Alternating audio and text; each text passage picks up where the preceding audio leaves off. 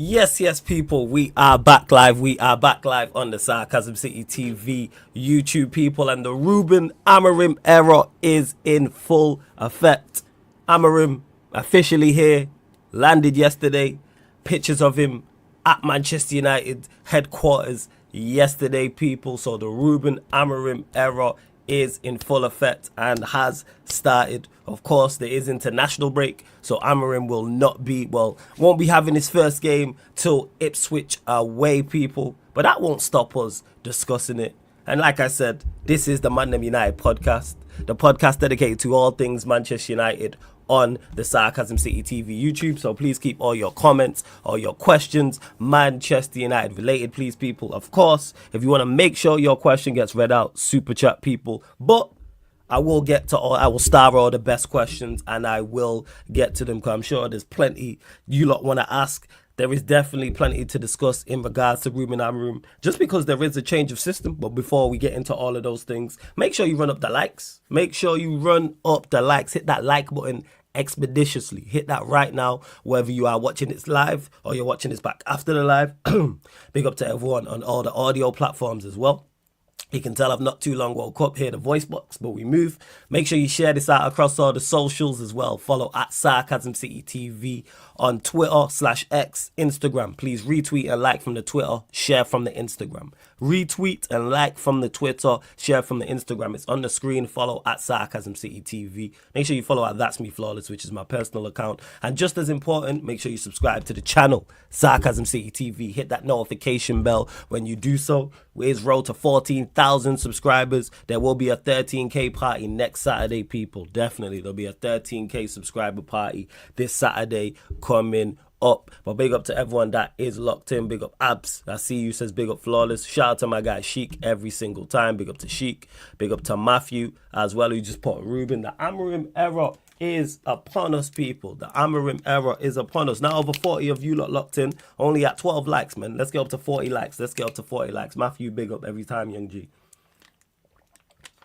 So with Amorim, what I've seen is, and I could be wrong here, correct me if you believe I'm wrong, the main talking point has been the back three and who fits into the system and who will play where. So we'll start there.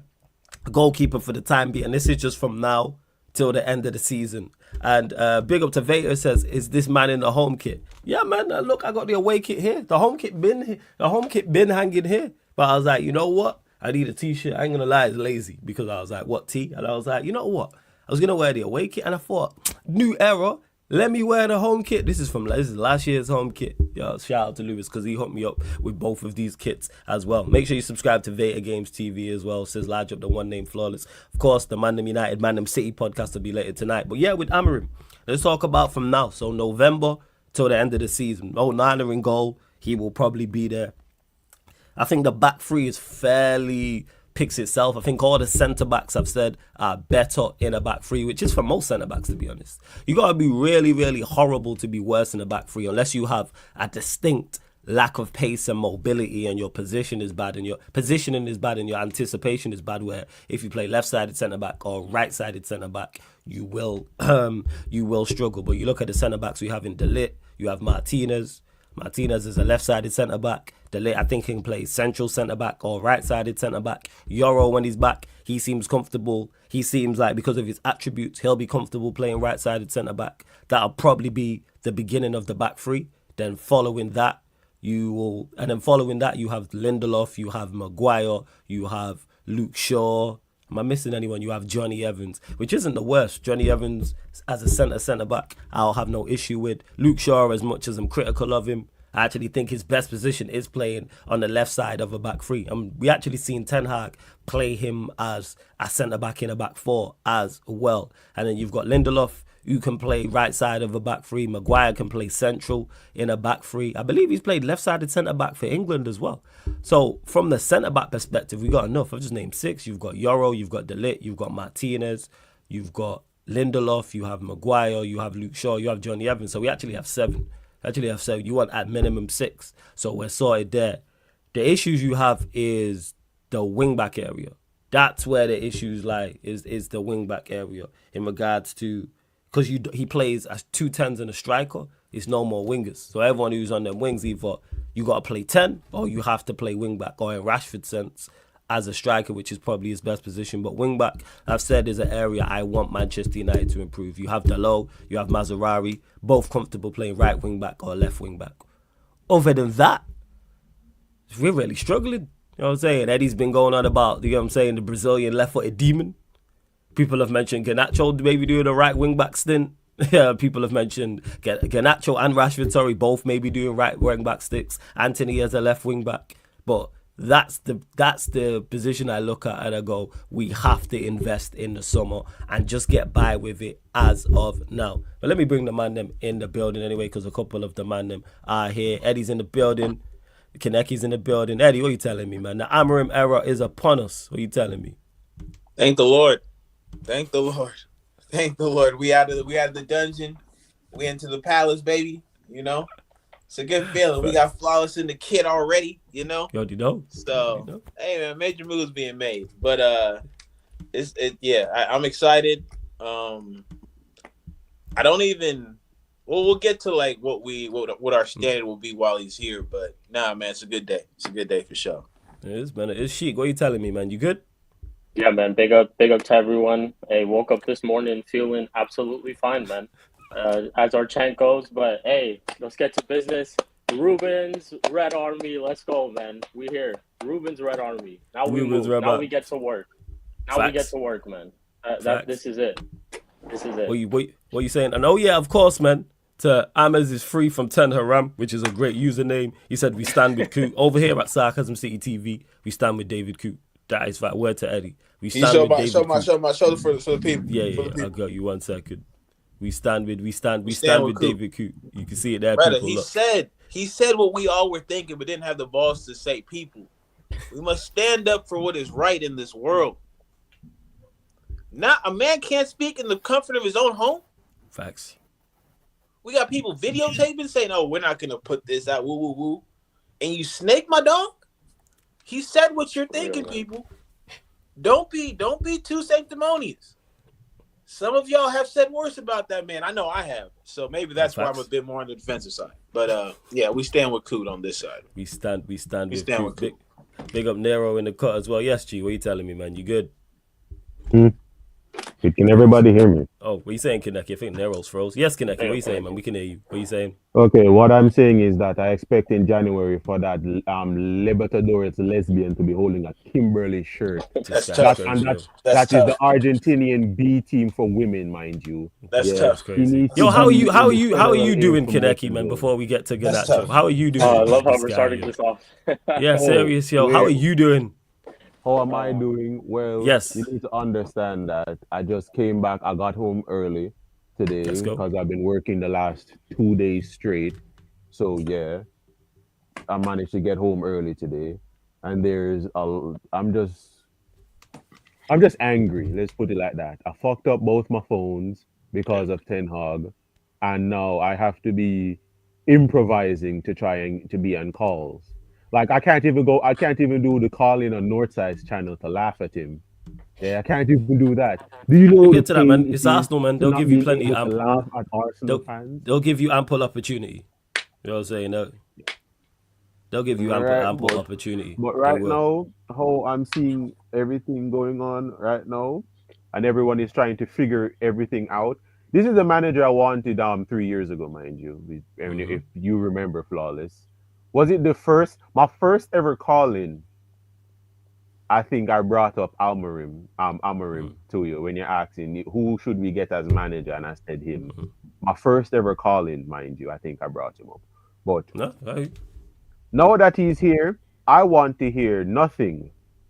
Yeah, absolutely nothing from the people that told me 89 goals. We're going to finish in the top 3. Yeah. And we're going to do all. I want to hear nothing from these people because that was for your manager.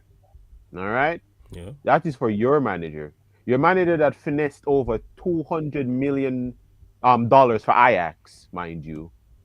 Yeah. This man finessed $200+ million for Ajax. So I want to hear no Ten Hag backers going at Amorim right now. Because right now it's us right here, the Man United fans right here. We're trying to salvage a season. You man right now need to focus on whatever Ten Hag is doing right now. Whatever game the camera spot him watching, I expect to see you Yeah, guys watching I think he went to And- Ajax. I think it's an Ajax game. But yo, before you carry Real on, Yeah, he was at Of the course he convenience. Ajax was. game, Of so course he was. Real Of course he was. I think he was. I Yeah. got told that. I'm not sure, but He Dan, was. what He you was. telling I me? seen it. yep, Oh, is he there? he's Okay, been at so Ajax's definitely. last He was. 3 games. First. Why are they struggling? Before we move on quickly, are they struggling? Struggling. No, I think they they're took doing what over they do. $220 million No, from us. Ajax. I Now, don't care where no. they are. No. Now I'm asking as in regards to why, as like, is their manager under pressure? Is the point I'm making? That's what I I'm think asking the so. I question. don't think they're top. Are they top of Are the they league not or top? something? Okay. For their I'll double standards, check in I a think second. they're struggling. I Yeah, wish yeah. Okay. them nothing but relegation. I'll double check in a sec. Dan, what you I telling me, wish man? them You nothing good? but relegation. Yeah. Yo, what's going on? Can you hear me? Yeah. Dan, what you saying, man? You Yeah, good? bro. I'm blessed, man. Come on, man. It's the beginning of a new era, fam. You know what I'm saying? So we're here, man. We gotta be positive, man. We ain't. You know what I'm saying? Tough times don't Absolutely. last, man. And it's our time now. Hopefully we're back, man. You know what I'm saying? This Yeah, guy Amarin facts. coming in. Let's see what we can do, man. But No I'm worries. optimistic, bro. You know what I'm saying? Because it's been a long time coming. Yes, man. Everyone back, man. I'm telling you, look, people. Dan back. Jeez. You know Like, what I'm by the way, saying? Eddie, you're Showing up. looking one, cuz. What's going on? You hitting the gym? Hey, Yeah. everyone said new manager, new me. Yeah, everyone did it. Everyone Everyone said said new new manager, manager, new new me. me. It's a new They dawn. did. It's a new Come on. day.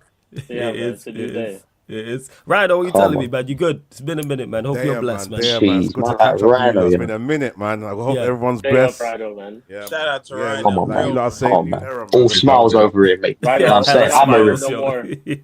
era, fam. All smiles around there, blood. Mhm. You get me? Rhino, we're not dinner no more. We're not dinner no more. We used to yeah. be. Not no more, Trust man. me. Oh, it's sunny days, bro. We ain't did it. Fingers But yeah, crossed, man. We gotta see. for real. That's what it is. Hey, before we No carry more on, over dealing with 70 a of you lot. concussed manager. Oh, yeah, facts. Over 70 of you lot in the building. Only at 28 likes, man. Let's run up the likes. Let's get up to 50 likes. You lot get your questions. Come on, And man. Rhino, we'll go to you because we ain't spoke in a minute. Thoughts on Amorim officially now joining, etc. The whole nine. Yes.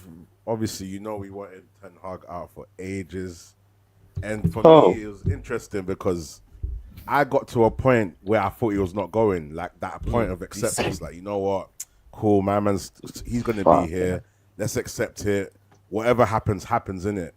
He's not gonna last the season. By the end of the season, he's gone at least. So I made peace with that kind of, and then cool, boom, we just hear he got sacked. I was like, I swear down, it was mad because I was having a nap, and then I woke up and I see football terrorist Ten Hag sacked, but Terry always does some of these titles sometimes, like in Yeah, theory, yeah, and so I'm yeah. thinking, raw, okay. Then I'm seeing Laurie Whitwell. I'm seeing all these names. I'm like, I felt like I was dreaming. I swear down, felt like I was dreaming. But yeah, and then obviously, Ineos moved quite quick, and by the next day, we knew that we were going for Ruben.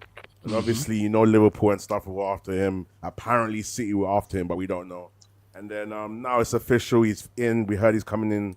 I think it was the 11th. He came in yesterday, and it's official now. I'm quite positive, man. I think for me, like you guys said at the start of the show, it's a new era. It's a feel-good factor. You know, it feels like a reset.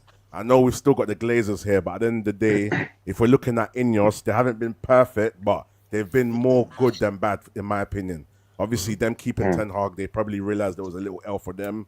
They rectified it. They were talking to Ruben from before, so I think the original plan was, let's see how Ten Hag's going to do, but we know by the end of the season, we're going to get Ruben in. And Ruben was cool with that because he wanted to leave next season. And then obviously they saw the results. They thought, you know what, we have to go in.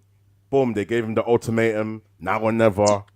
He even said, you know what, you can't reject a team like United, and United's the team he wanted, which is good because he had choices to go to Liverpool. Liverpool would have been an easier job for him. You know, the structure's in place. absolutely. They got better players and whatever. So I think Ruben seems to be the guy that likes to be the underdog. He likes everyone to doubt him because I did a bit of research on him, and every team he's been at, he's been like, okay, you know what, if he gets this team and performing, it's all right.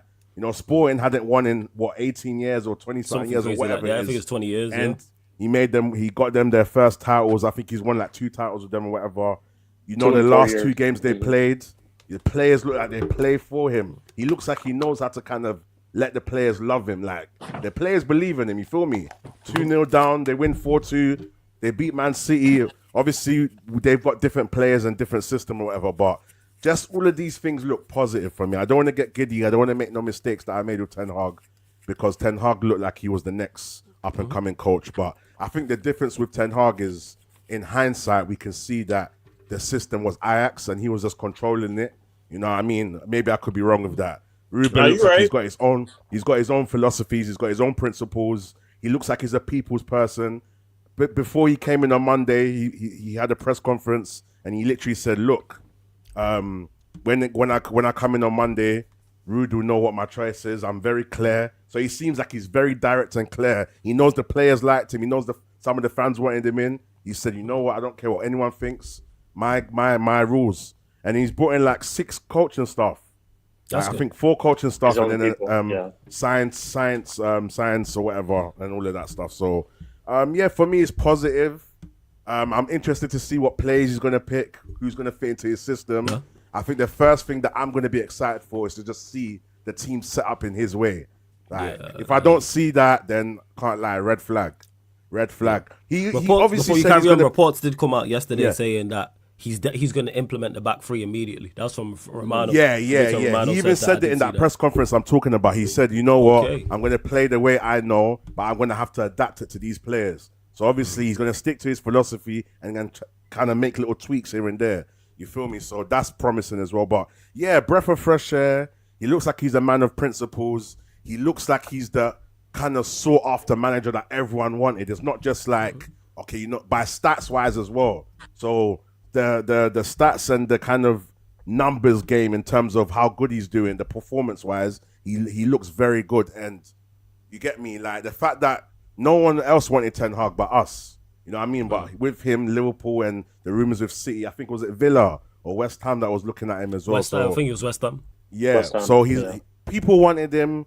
He looks like he's got his own philosophy, and the underdog thing. So every club he's been at, it's like he's brought a team from very low levels and he's kind of resurrected them. I think Sporting is a good example, and the team that was in the Portuguese league that he was at before he went to Sporting, he did that as well. So yeah, man, he's a winner, and it's going to be interesting to see how that translates over to the Man United squad, because there's a lot of shit here. There's a lot of mess to fix, but yeah, I'm positive for now. So I just want to see how we get on, and as long as I see progress, I'm going to support him all the way. So yeah.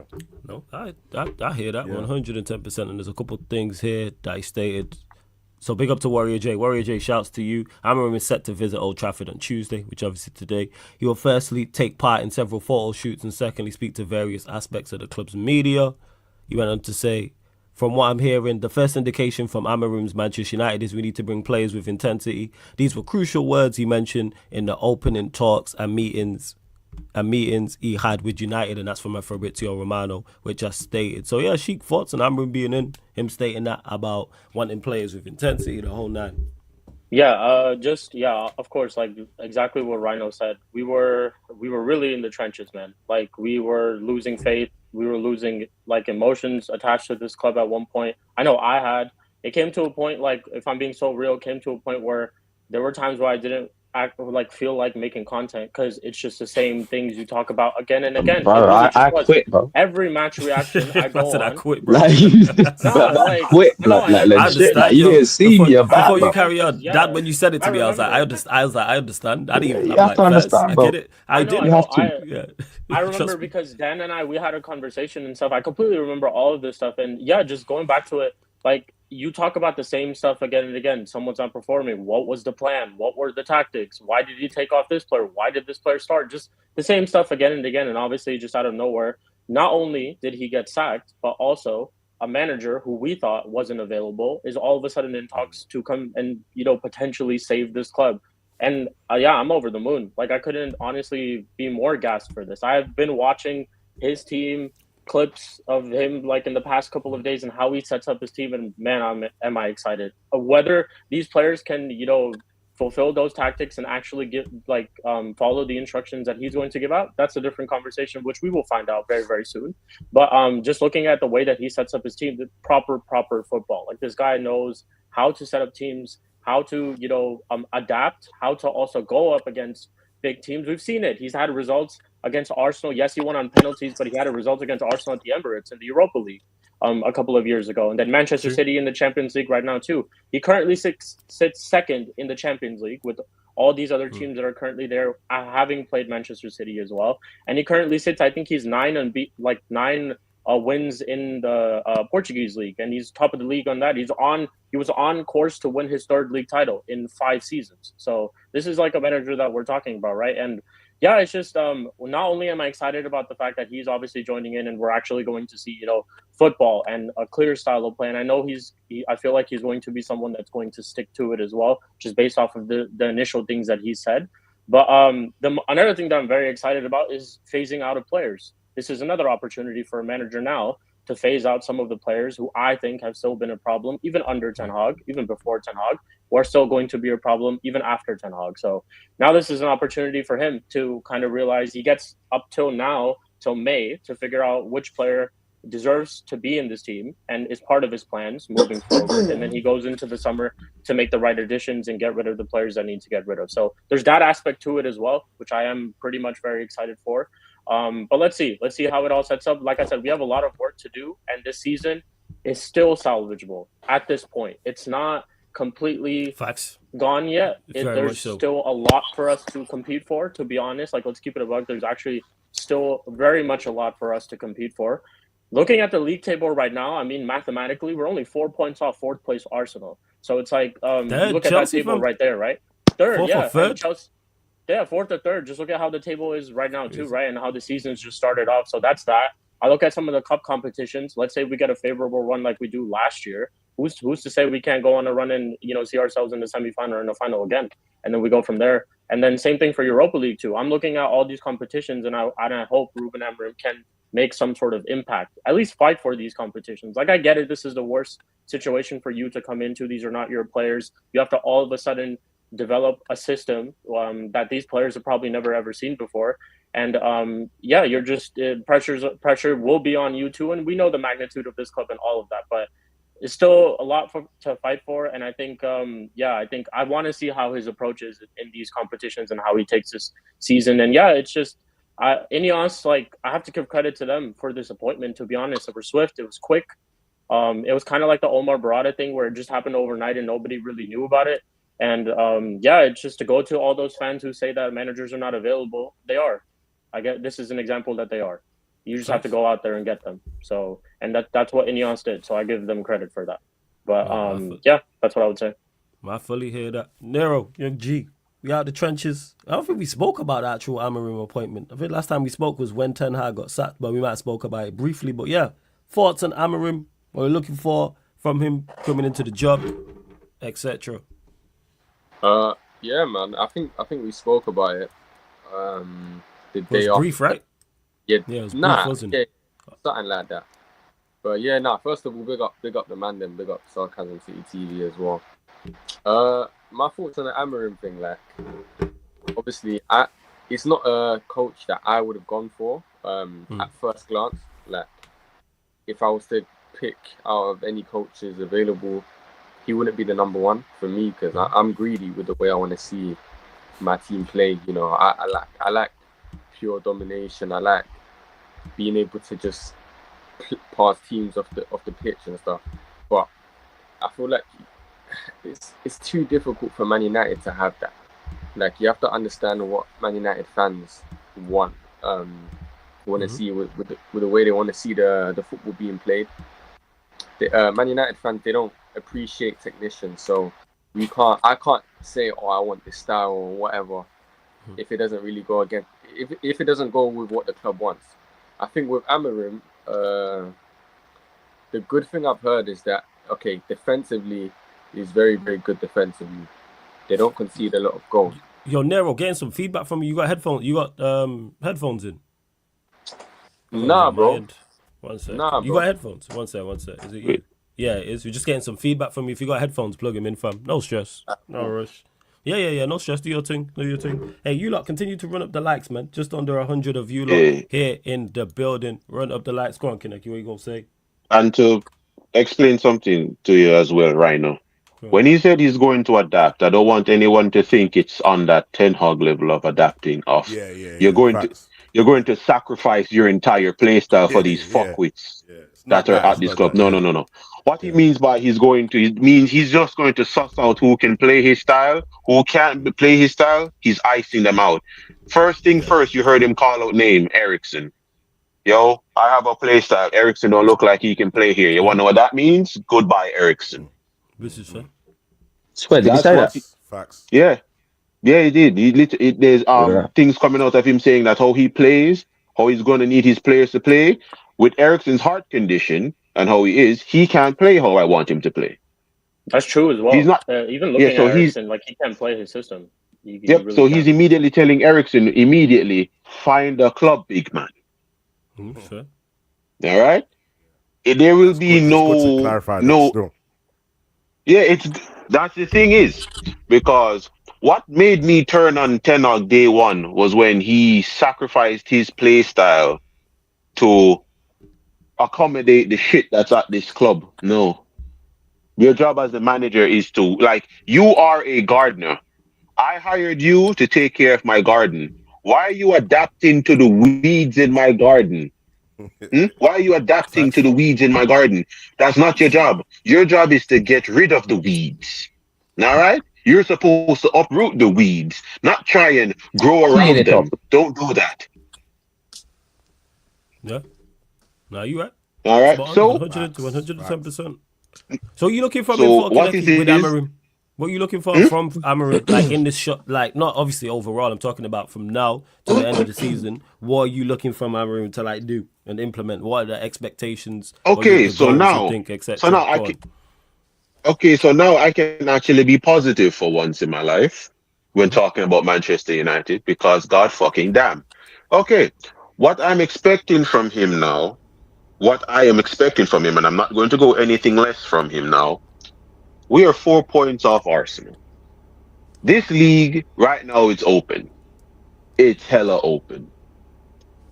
It's realistic for me now to say finishing fourth is doable. It's 100. it's realistic now to say finishing fourth is doable. But for him, finish between fourth and sixth. I don't want any lower than that. Between fourth and sixth. That's what I want you to do now. We're in the quarterfinals of the Carabao Cup. Yes, that's correct. Yeah, Spurs away. Is that where we're in now? Yeah, Quarterfinals. Spurs away. I Yeah, want the quarterfinals, semifinals yeah. now. Yeah, I want semifinals right now. And if you make the semifinals, I want finals. I want finals in we're in three cup competitions. I want finals in two of them. Europa League and between the Carabao Cup and the FA Cup. You need to make two finals now. You need to finish between fourth and sixth and be in two finals. This is realistic.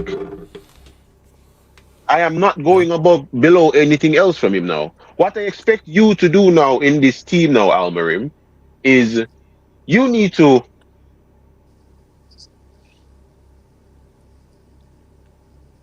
Yo, Kaneki, you there? Is that just me or did my man Think we cut out? lost him. Yeah, you cut. Yeah, you cut. You did cut. think he What are you saying? Mad thing.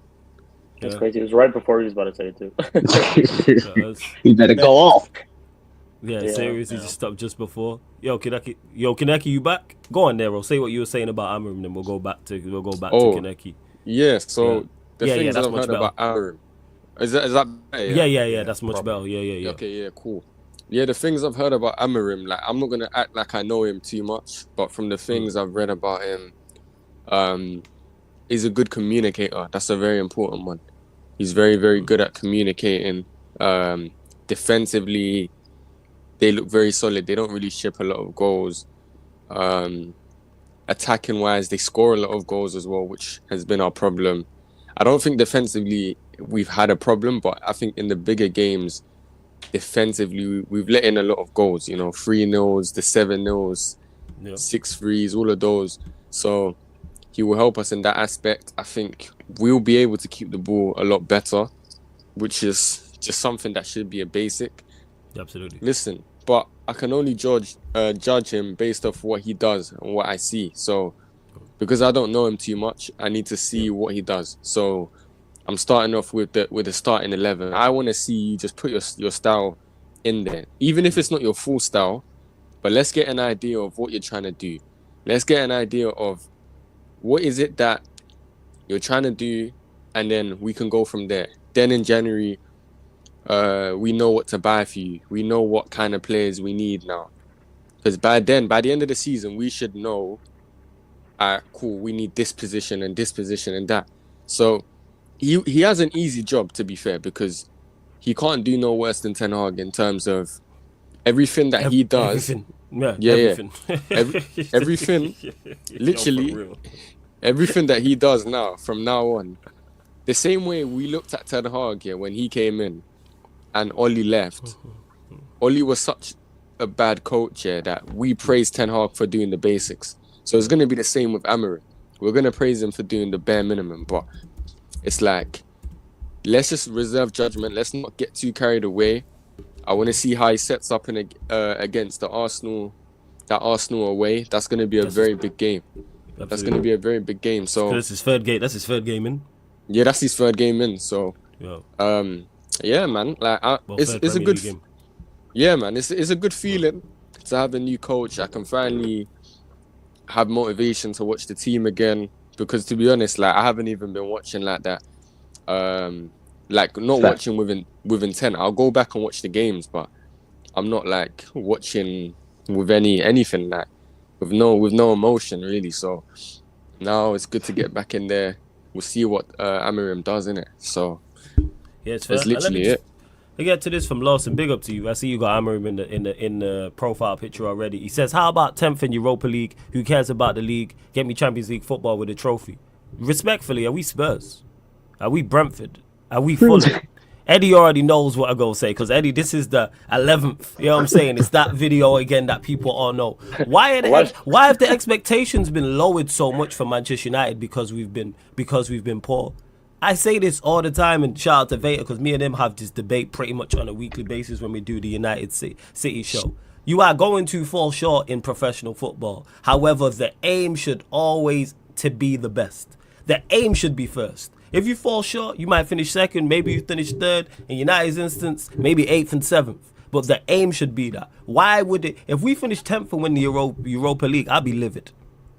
I will be livid because something went wrong. The only way that would make sense for us, is if, like, what's it called? Numerically, we couldn't be above 10th. Like Ten Hag left us in some mad shit. That's the only way that would make sense. Yeah. Why have we not? When we said Ten Hag as bad as he is, I said 7th.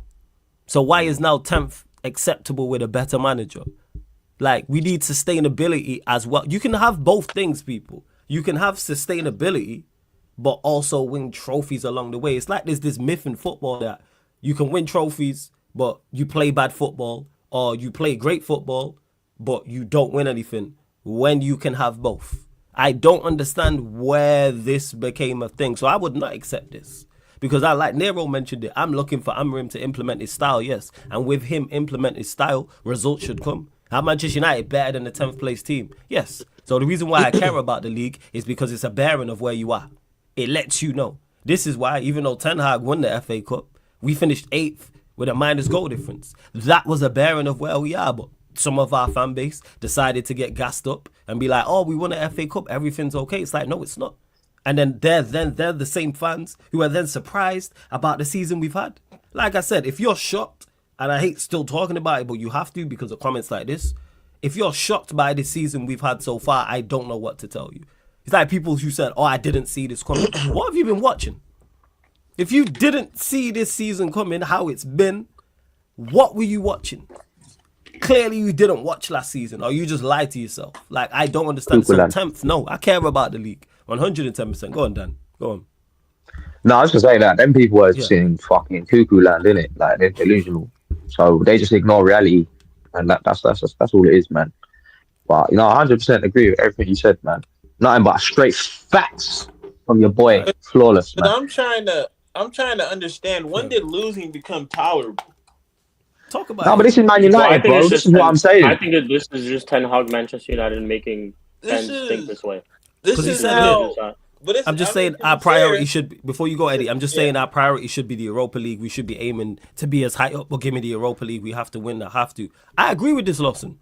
I agree. The Europa League should be our priority. However, 10th in the Premier League is still unacceptable. Now, if we finish 5th with the Europa League, I hear it. And that also is not including how we played. Because if we could finish 3rd with the Europa League. And guess what? If the performances are terrible, I'm going to crash it on the manager. 110%. There's no excuse for poor there's no context. There's no excuse for poor performances. There's zero excuse for poor performance. You should be held accountable. Same way there's no excuse for not winning trophies. And of course, you're not going to perform well every week. Of course, you're not going to win every trophy. But it comes back to the aim should be. I'm with the Europa League. However, I'm still looking at the league because next season, we then need to kick on. So let's say we finish 5th in the Premier League. Okay, and we're playing good football. Then we can kick on. Then it's 4th, then it's 3rd. Then you aim for 2nd and 1st. But hey, we move. Go on, Eddie. Yeah, it's just for me, if he's the manager they believe him to be, then this shouldn't even be a discussion. We understand bumps in the road towards his, end goal, which is ultimately winning a league. And so the initial starting out, we're not too concerned about with the positioning, but the standard is always going to be the standard. And success will always be relative in sports. As United, as an institution, coming in 10th is unacceptable. It is what it is. We're compromising by saying that, you know what, we understand the squad isn't good enough. We have to wait a couple years to see if we actually do something worth talking about. That's us compromising. But as United fans who have seen them win almost every trophy you could think of, this shit right now isn't good enough. Even this whole situation we find ourselves in right now is not good enough. Because we had a manager who spent, 600 million pounds or some shit like that. And to be fair to Ten Hag, this idea of losing being acceptable, shit, I want to say started with about Ollie. Jose, we were on, bro. We cooked Jose for what he was doing. That's Jose Mourinho. And then all of a sudden, Ollie comes through, and now it's, these things take time. It's a process. Then Ten Hag comes through, and these things definitely take time. It's a process. Well, shit, word to Shabba Cans, that shit was some processed food. That was that gas station sandwich in the back of the way back of the deli section that we said, you know what, that looks like a good meal. That looks like it'll fill me up. Pause. This is crazy, people. Get some standards about yourself. Don't talk about 10th, 11th, 12th. Shit. I'm having a hard time remembering where we finished last season. Was that 8th? 8th. It was 8th. It was our worst ever finish. So he can't come in and finish and have our worst ever league finish after having our worst ever league finish. We could have left him to just do this shit. Yeah, Ten Hag would have. Yeah. You guys ain't getting feedback, right? It's just I think it's raining from where you're at. It's storming outside. Yeah, it's the storm. We here. Yeah. It just Kaneki, when you want to chat, just unmute yourself, and then when you're not talking, just mute yourself. Yeah. You know, it is like Eddie, because we got better players than people give us credit for. They're not the best. They have their flaws, but in terms of on paper, what we can get out of them, you lot are right. Like we've got way better players than. I really think. Come on now, it's not even. It's like. Spurs. People, I will always point to Spurs as the look. Look at this. When your coach just has something of structure to set you, and look what can be possible. Now let's sprinkle in some talent. But I mean, again, Levy's there. Levy's running their ship, so we all know how that goes out. But for me, man, look, we bought him because we think he can improve this squad. Finishing 8th last season and then finishing 10th this season is not improving. You might have injuries across the board. Make that shit enough. I'm not here. Went to Smokey's mum. Make it enough. Yeah, make it enough. Because I've been patient, right? Like we're all guilty of it, right? When Ten Hag came through, people like Dendada, I think maybe it was Nuruddin, were sounding the alarm. They're like, how can you sacrifice your principles for these guys? Kaneki just spoke about it. I got a garden and you're catering to the weeds. Who does that shit? It's a fire I analogy. could. So I'm at the point. I'm at the point now where look, I'm excited for him. I appreciate him accepting the challenge, wanting to be here, but he has the finish of this season, next season, and I need to see something entirely different. And to end off this summer transfer window is going to tell me a lot, not just what like he wants, but how much is he acceptable with Ineos if they fuck it up. They had a good opening transfer window, right?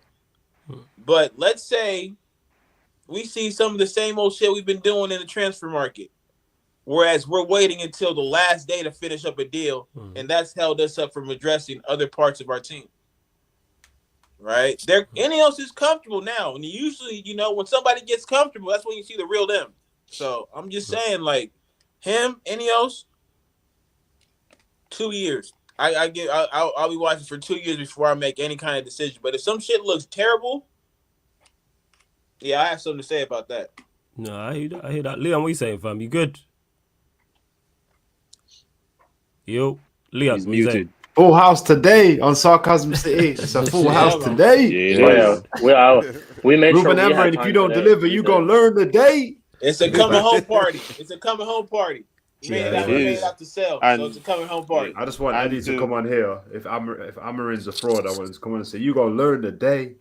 No, I got you. and that's what I'm telling Eddie right now. You say 2 years. I'm giving him the same thing I gave Ten Hag. I'm giving you 3 games. The moment it's 3 games is mad. Nah, you're right. 3 games to share what though? Ipswich, I gave Ten what's Hag it 3 called? games. I gave Ten Hag 3 games. The moment Three- the moment I saw him sacrifice, go against everything he stands for, to these players, I turned on him. I get what you're saying in regards to that, like, because people have said, if he plays a back four, it's like, yo, no, don't play a back four, play a back three. It's not even You know a what I'm back saying? four. We'll know about. No, I'm saying what I'm saying is don't play a back four, like play a back three, like the same way you've been playing. Yeah, how you've been playing, why we signed you, play like that. Don't switch it up. Is the point I'm making. People say, "Oh, can I play?" Don't cater to the players. Yeah, we signed you because you played a back. Because of the play a system. back three. Exactly. Yeah, play your system, play your way, and then manage.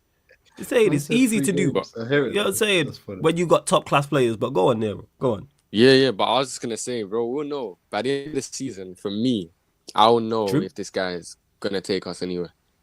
Like, I hear that. I'm not making the mistake I did with Ten Hag.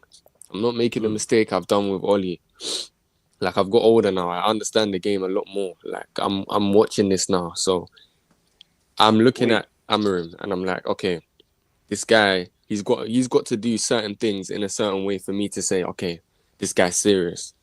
I don't actually want to see us go into Arsenal. Yeah, let me just say this: there's ways to win games, right? I don't want to just sit in the corner. That's not what I want to do.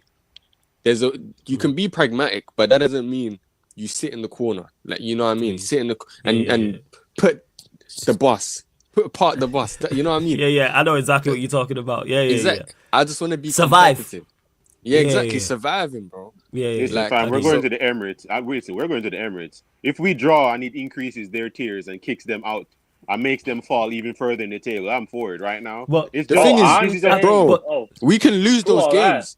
We can lose those games. But there's a way to lose in there. There's There's a way, bro. There's a way. If you lose the game and you just get outpassed, especially by this Arsenal team, I would have it from the Arsenal team 2 years ago, but not this Arsenal team. Not this.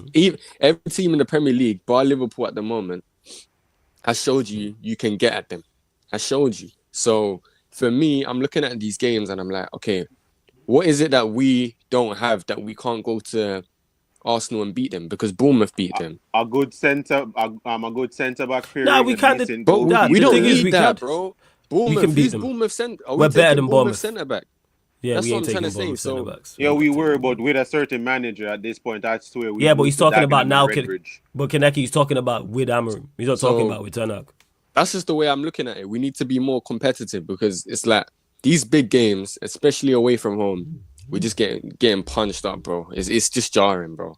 So same way, even the way we played FA Cup final, yeah. At least we sat back, but it wasn't a hiding in the corner thing.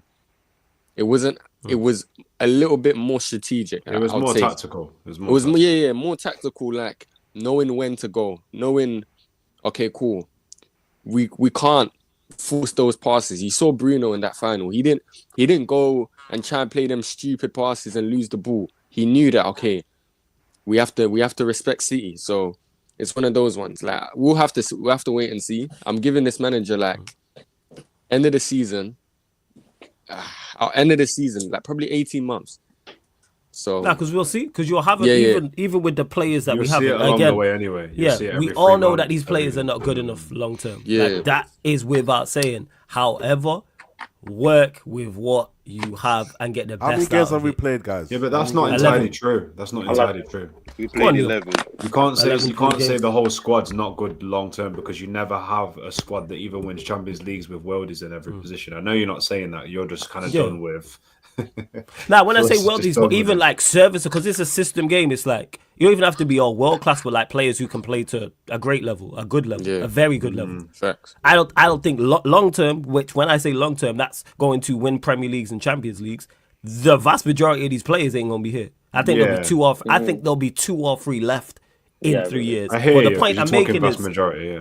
but I'm talking about from now up before we get to that point. So this season and the next season, as like, okay, utilize what you have. I always use Emery at Villa as prime example. That's the prime example of it. That team was regarded as terrible. They were 17th, battling relegation. The whole conversation was Gerrard's a terrible manager. They're a terrible team, terrible players. They're going to get relegated if they keep Gerrard. Emery went in, signed Lucas Digne, and went from 17th to 7th. Nobody looked at that side and said it's a Europa League side. Nobody said that was a Europa League side. No one looked at that team and said, yeah, they're going to finish in the Europa League spots when Gerrard was there. They was regarded as a championship level side. So they were a whole division below.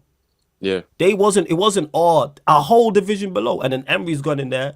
Coaching matters. If Amorim's as good as we think he is, he's a better manager than Emery. So I'm expecting you to make improvements is the point I'm making. Yeah. Emery can do it. You can do it. It wasn't that long ago that when they got actually promoted. I think didn't we loan them Twanzebe and they got promoted? That wasn't even that long ago. Yeah, I'm not sure it was before that. That wasn't too long ago. Do you remember? And they had like that was even when like Mings was like one of the main guys there and stuff. And and they had Abraham and that. Yeah, I'm sure they got promoted with like Micah Richards or something like that around that time. That wasn't too long ago, innit? Yeah, that's. I think that's 2018, bro. 2018. See what I'm saying? It's not a million miles away. I think so. Yeah, for me. It's about like we have a decent back four. Let's be real now. We'd actually have a decent back four. Back three now. We don't forget. Well, 5. Well, let's call it. What would that be then? It would be 3 centre backs, 2 wing backs. If I look at all of the centre backs, we've probably got 4 good defenders. Would you say 4 good defenders? Would you say what? Delete. We have 3. We only have 3. But I'm saying as delete a squad, Euro and Martinez. That's it. As a squad of where we want, maybe Johnny Evans. Yeah, I'm looking at Johnny Evans in that. Do you know why? Because I'm looking at as a squad where we want to go as our first stage now, which is kind of like top 6 to top 4, I would say. But I would argue and say with the way this league is, look how poor we've been this season, and we're still 4 points away from top 4. So really, this league's not all that. 4 points up. 4 points off third. Yeah, if you can put if you can put a little run of games together, even if there's some draws in there as well, you will be up in the top 4. Like it doesn't take like an absolute 18 goal a season and 25-30 goal difference to make that top 4. Let's be real now. It's just the top 2 really, and this season it's looking like top 1 in the rest. So and then midfield wise, we can get through this season. We've proved that with 2 midfielders that know how to play well with each other. What kind of better results and performances we're getting on the pitch. It's just going to be what Flawless said, man. It's going to be, you, man, don't let me down, man. I need that 60 goals, man. Do you know what I mean? So, you, man. Oh, we should get that. We should. The attack still. But yeah, you want to know what you said, Leon? And it's something that even I'm holding it to is this. How I know how Amorim played since watching him when he first started coaching at Braga. How he's playing right now. Let me see patterns of play. Yeah. Let me see the players ruin it. Let me see the players ruin it now. Let me see us here saying, yo, we've done this pattern of play like 7 times on the pitch. How we only scored twice. Yeah, let that be the issue now. So when you're seeing like from like say Casemiro to Bruno Fernandes to Hoyland.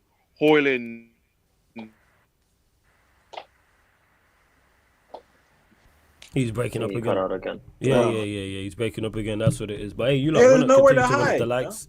Yeah, go on, I Eddie, agree. talk about it. There's No, I nowhere to agree. hide. Go on. I was just One going to second. touch on. Let me just touch on Kaneki's Yeah. point. That's where just I get my feel charger. like because a lot of the time I'm echoing. Can anyone else hear me? Yeah, I can my hear bad. that echo still. Sorry, it's me. Yeah. Sorry, my bad. Well, it's got Go on, everyone on carry- loudspeaker, you know. I didn't even know you could do loudspeaker on live stream. That's crazy. Yo, be careful what you say, people. It's mad.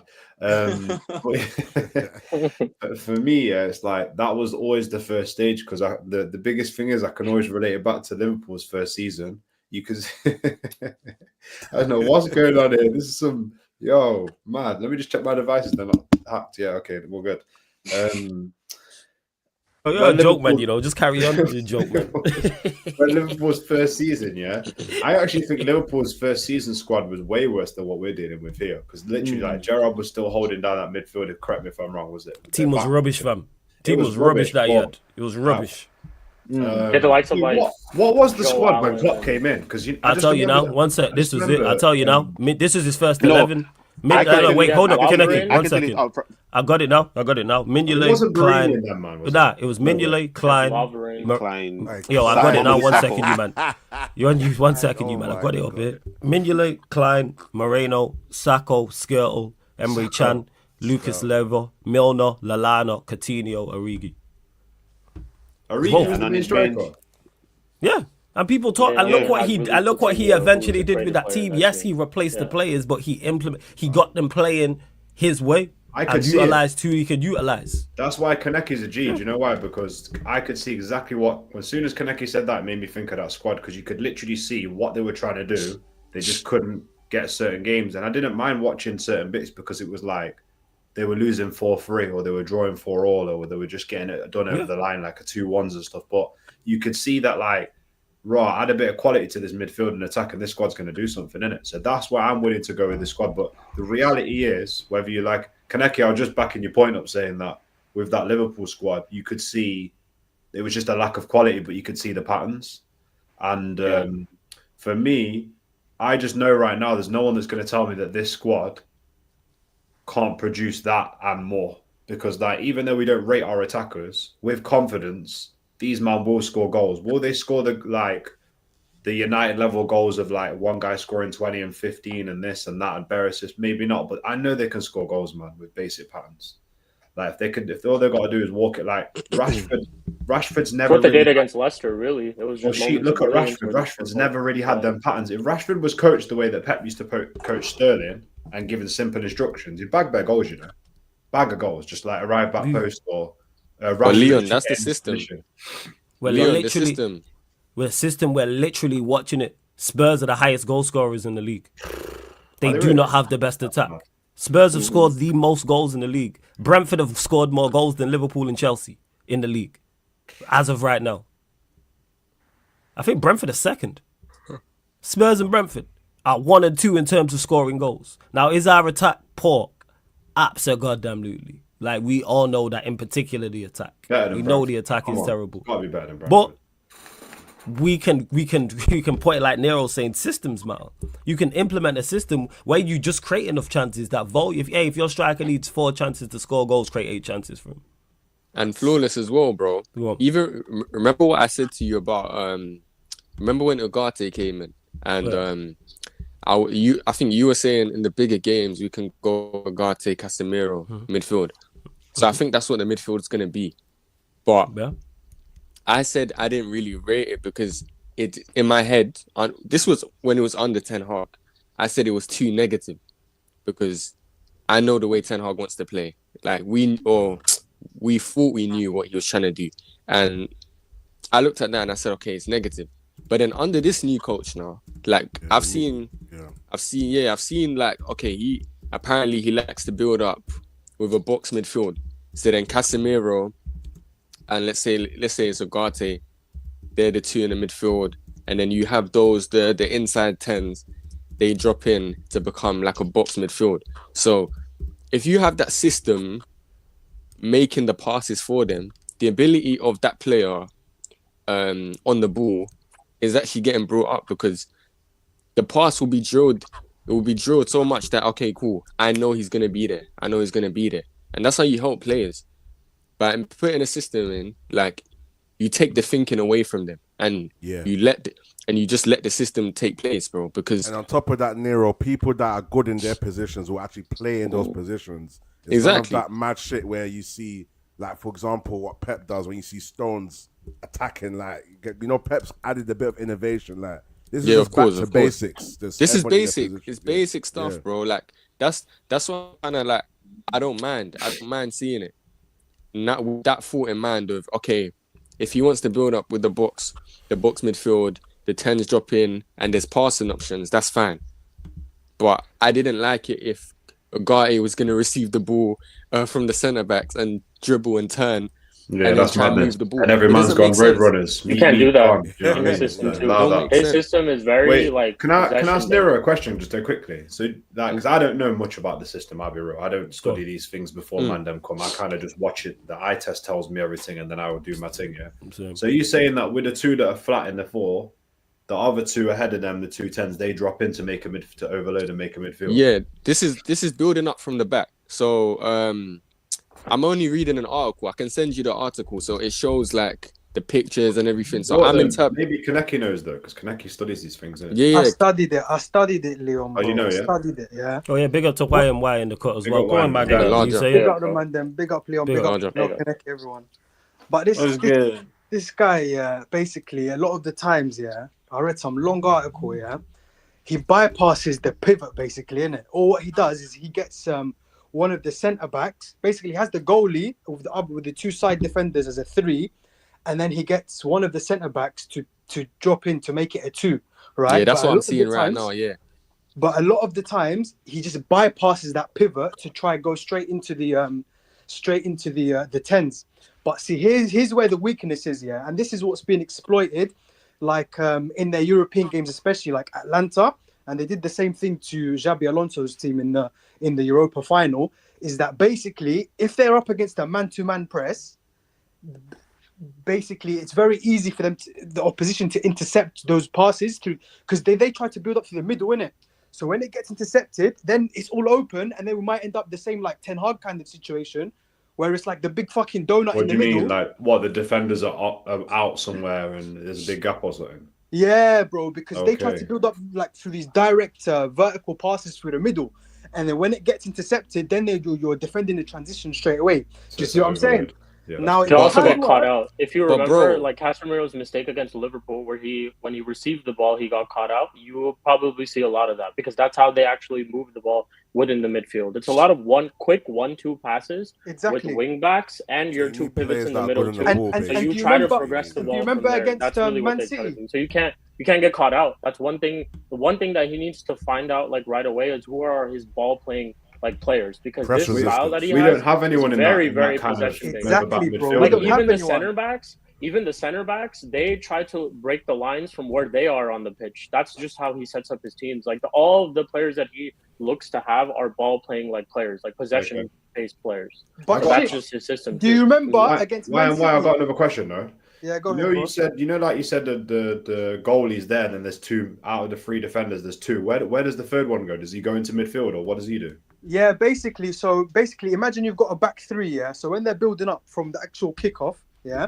So they'll have the goalkeeper in the middle, and then the RCB, the right centre-back and the left centre-back, they'll go either side of the goalkeeper, and then the central centre-back, let's say it's De Ligt or someone like that, they'll go into the 2 with one of the DMs, and then one of the other DMs will push up into being a 10. Because see the 2 10s, it's not necessarily. This is why I'm confident that Ahmad will have a chance in the team, because the 2 10s isn't always actually 2 10s. What it is, it's like an inverted winger and the number 10, right? Yeah. So basically, one of the other guys will put. This is why I see like on Rance's show, he was talking about he thinks we might see Casemiro and Ugarte double pivot in it, but I don't think that they can push up into being, either one of them can push up into being one of the 10s. Do you know what I mean? We might actually see Kobe. We might see Mainu. Kobe Mainu. Yeah, we might see Kobe. And Mainu's a problem in transition as well, bro. Do you know what I mean? Like, this is why I'm saying, this is why I was saying in the chat, yeah? Like ManDem are raising their hopes and that, yeah. But the damage that we don't underestimate the damage that Ten Hag has done, bro. He's fucking cooked our team, yeah. And a lot of these players have regressed physically. They've regressed mentally. Like, which players have improved in the past? Yeah, I hear. I hear that, but that's like going forward. Improve these players. If you're the manager we think you are, these players, your system will help them out.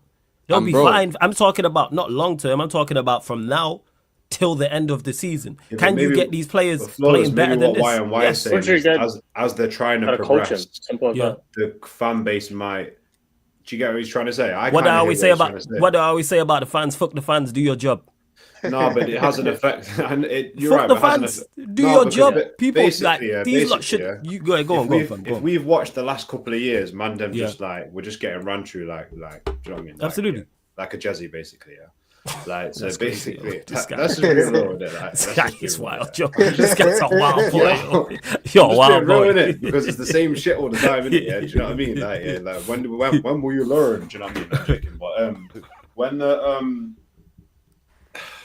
as you're trying to build confidence, although F the fans, it might look the same. Do you know what I'm trying to say? Like, you're trying to progress the ball, player makes a mistake, run the back foot, fans are moaning, you're trying to build your confidence up. So I kind of hear where Y&Y is coming from at the same time, but you are right in aspect of, okay, that's on you, Amorim. You got to solve this problem. Yeah, like, forget the fans, man. These fans accepted 8 for the minus goal difference. And like, who cares? How about if you do your job, then we'll be fine. And on top of that, Flores, I think he'll go to the youth and get some players as well. Yeah, there'll be players in the youth squad. Say this all the time. Players in the youth squad as well. Implement the system. This is not an unsolvable job. Of course, the quality is lacking. These fucking top reds, all these fucking Stretford Paddock, man, they're like, I want a manager that plays 4-4-2. The fucking United way, mate. I want the fucking United way. Bro, all that nonsense. Saying, bro. But why? You know, that went when Rude went. You feel me? That's an example of fuck the fans, because a lot of people wanted to probably keep Rude in. Right now, fam. It will be. But guess what? When Manchester United have been successful in the era, they've been there. They've been there when they've just been more notarized because of social media and how it is. They've always been there.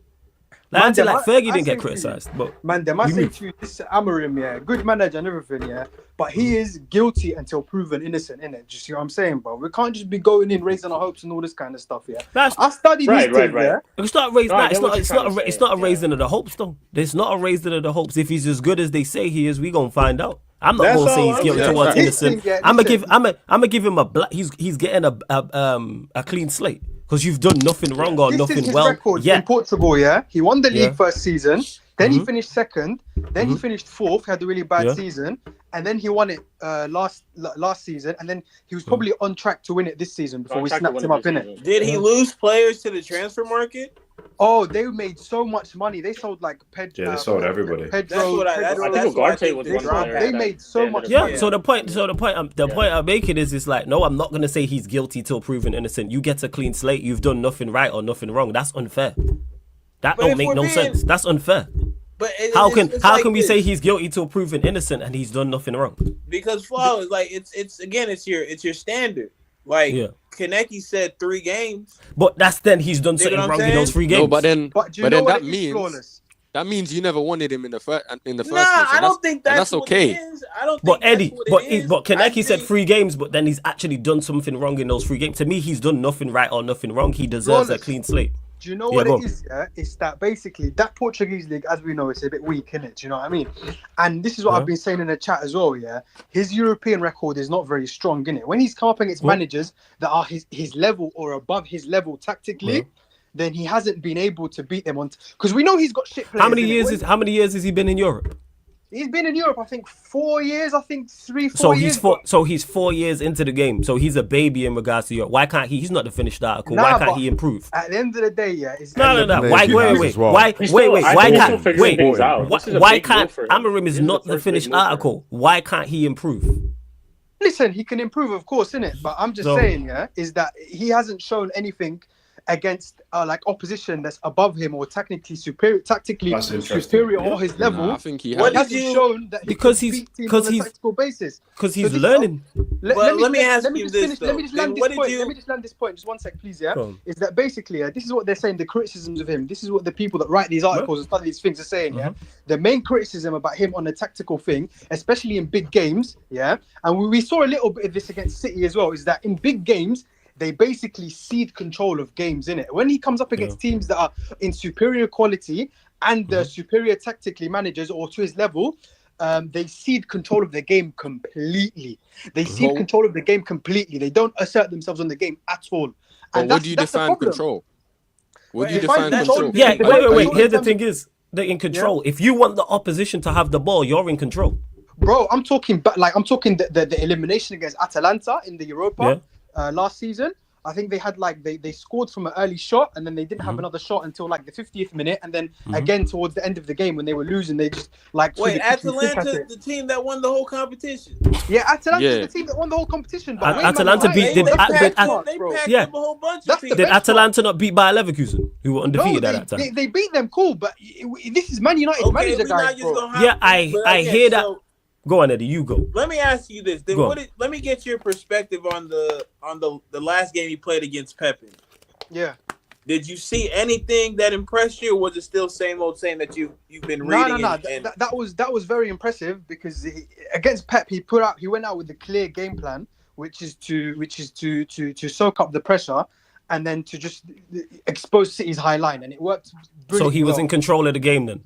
Well, I mean, look, if you look at the goal remember the goal that they conceded, the Foden one, when they tried to pull up from the back, 100%. and then Morita got pressed and they lost the ball and all this kind of stuff. So that means that Pep basically clocked it like, okay, listen, we can stop their early build-up somehow, and then they got their thing out of that. But City are on the decline at the same time. Do you know what I mean? We ain't doing that, man. City is still a better side than them. We're not doing that. Yeah, way better. It's a better coach. City, we can't have it both ways. You can't say, he's been outdone by teams that are managers that are tactically better than him, teams better than him. He beats arguably, even whether City are on the decline or not, they're still one of the best teams in Europe. This is what I'm talking about. We ain't doing that. Because if he would have got packed in, it would have added to the argument. Come on, man. I mean, out of form. Yeah, even out of form City's tough to beat. Because the out of form City's second in the league. I'm giving him credit. Okay. I said, listen, it was an astute tactical performance, innit? Do you see what I'm saying? You can caveat that by saying, yeah, City were out of form, but listen, don't take nothing away from Amorim. And even he was like, oh, the first and second goals were, the second and third goals were lucky. That's not true. They were working on. That's one of their, like the second goal. That's a pattern of play that they work on. Do you see what I'm saying? They get one of the tens to move a bit wider. That was a tactical performance. It was astute. It was brilliant. Do you see what I'm saying? But I'm just trying to raise awareness of some kind of red flags that we might have to watch out for. Like, it's not all rosy. You know what I mean? No, it's not all. Wait, before we go, I think it's not. fine. Yeah, it's not all roses. However, there's no perfect manager out there. Any manager we sign, we could have this conversation about. So I don't get having. I don't get having the conversation. Not everyone's a Mourinho who's won the Europa League, then won the Champions League, then comes to that don't happen. There's no other manager like that. What had Klopp done in Europe before he went to Liverpool? He got to the Champions League final and that was it. Well, what else had he done? He had done nothing of note in Europe. Arteta and Oli are the perfect managers. Hey, bro. You said I'm speaking to YM, bro. Is that your name? Yeah. So remember when we played Man City? We played Man City at home. Was it away or at home? Which one? Which game? We lost. Which one? We lost 3-1. I remember it. Was that last season? Yeah. The FA, was that the final? The FA Cup final. Checked out of last season, bro. Fuck Ten Hag. I'm looking at the final, innit? That was the final, no? I think. I'm looking. No. No. In the league, yeah. It was away. It was when Rashford. Oh yeah, when Rashford scored. Oh yeah. So, bro, I'm looking at the obviously, I'm not a stats guy, right? But I'm looking at the stats because this, when people were talking about Amorim and they said, "Oh, low amount of possession and stuff." Okay, cool. So I'm looking at this game, right, from last season because we played City, and they had 73% of the ball. We had 27. We had 3 shots for the whole game. We didn't have a red card. We had 3 shots for the whole game. 27% possession. But then you look at Sporting, they won 4-1. 27% of the ball, had way more shots, way more passes. You see the difference between the two games. 100%. Difference between the two managers as well, bro. Because you know Of what it is? course. Amorim has patterns for his counter attack. Ten Hag never had that shit, bro. Amorim has bare like I think the word is automisms, innit? Like they work on these set kind of routines, yeah. The way they counter attack, the way they build up the play. Ten Hag never had that shit. Of course. That's not true though, by the way. Ten Hag didn't work. What I'm trying to say is, I feel like you're sly being disingenuous. I'm not telling you how to look at football because everyone's view is different. But for me, when you say, seed and control, there's different ways to control games. Look at Arsenal. Arsenal used to control games like crazy with the ball. Then these men signed Declan Rice, all of these defenders. They're still controlling games, but it's without the ball. So it depends how you want to look at it. Like, I'm not expecting to go away from home to these teams, City, Arsenal, who else is quite good on the ball? Let's say Brighton. And I'm not going there to say, okay, we're gonna control the ball, pin these men back. Of course, I would love to see that. That's a selfish aspect here, but you have to look at it in both ways. Like, what suits our team in this moment of time? Yeah, we can't go to teams, no matter how you want to set up. You can't go to teams and say, okay, we're gonna set up to control the game on the ball. You can't pin Man City back on the ball. You can't beat them at their own game. Though. Nah, but we're not. You can't beat Man City at their own game. You can't do that. But I don't think that's it. I think it's the idea of having being versatile, being able to win a game in multiple ways. I think for me, the biggest thing you can kind of measure is the way in which we attack. I think if there was anything to judge Amorim on, because again, I have no problem with the back four, back three, whatever he decides to do. I think we have the players who are versatile enough to play in both types of structures. But he will separate himself from the foolishness we've been seeing if he can get us to score goals. Because I think we're all of the mindset that creating chances is one thing. These players being able to finish those chances is another thing. So if we see him creating multiple opportunities and these players just can't finish their chances, we're not going to put that on him. So I think that's one way to measure. And I hear you with regards to like what he's done in the past, but I just think because of, like you said, the league he was in, the success he had kind of climbing up the ranks, the guilty before innocent thing is a bit tough for me to accept, but again, I'm not one to limit how somebody views or holds this manager. Brother, Eddie, here's the thing with Amorim as well.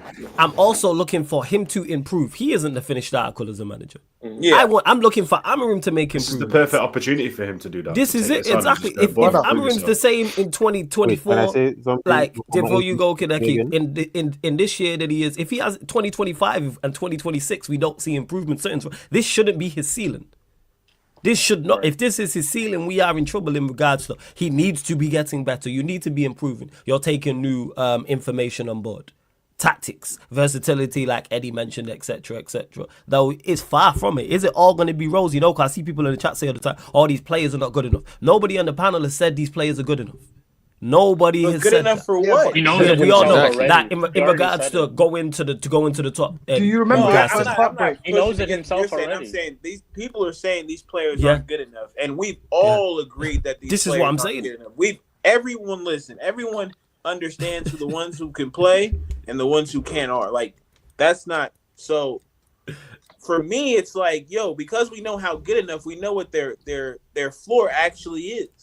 And with the manager, and again, left to their own devices, they're an 8th place team, right? Ten Hag gave them a bullshit structure, and they managed to get, I think it was like, 75 points or something like that? When it 60 something? Still 60 points. XG, we should have finished 14th. We should have finished 14th, but what happened was our defending was on point. I think we had the most clean sheets. I think we had something along when De Gea was still in goal. So they have things that they are actually good at. That again, with the proper scoring, attacking structure, they could maybe raise the ceiling. But I'm not gonna come out here and say that this team is title contending worthy because we don't have the players for that. And we all know that, but we're expecting it like the same way we all rate Diallo. How's No, we're Diallo not. 23? None of us. We're before you go, Kadeki. I'm expecting her to speak for me. I'm expecting Diallo to improve. Yeah. This shouldn't be final form, and I rate Diallo now. I think he's a very good player now. However, as the years go on and he's playing, he should get better. Yoro, we think is going to be a good player. Yoro's 18. At 22, I don't expect Yoro to be the same level, and that goes for the manager as well. I'm saying what? Amorim's 39. So at 41, 42, he should be a better manager. Yeah. If he's not, we're going to be in trouble, and so forth and so forth. Go on, Sheik. You had to say something before we go to... And just to say, my bad, I forgot to mention his when he beat Arsenal at Emirates in one of the European competitions. I forgot to mention that. My bad, didn't it? You get me, but... Yeah, it's all good, man. It's all good. Yeah, I was just... Yeah, no, because I'm going to bring up something... Go on, yeah.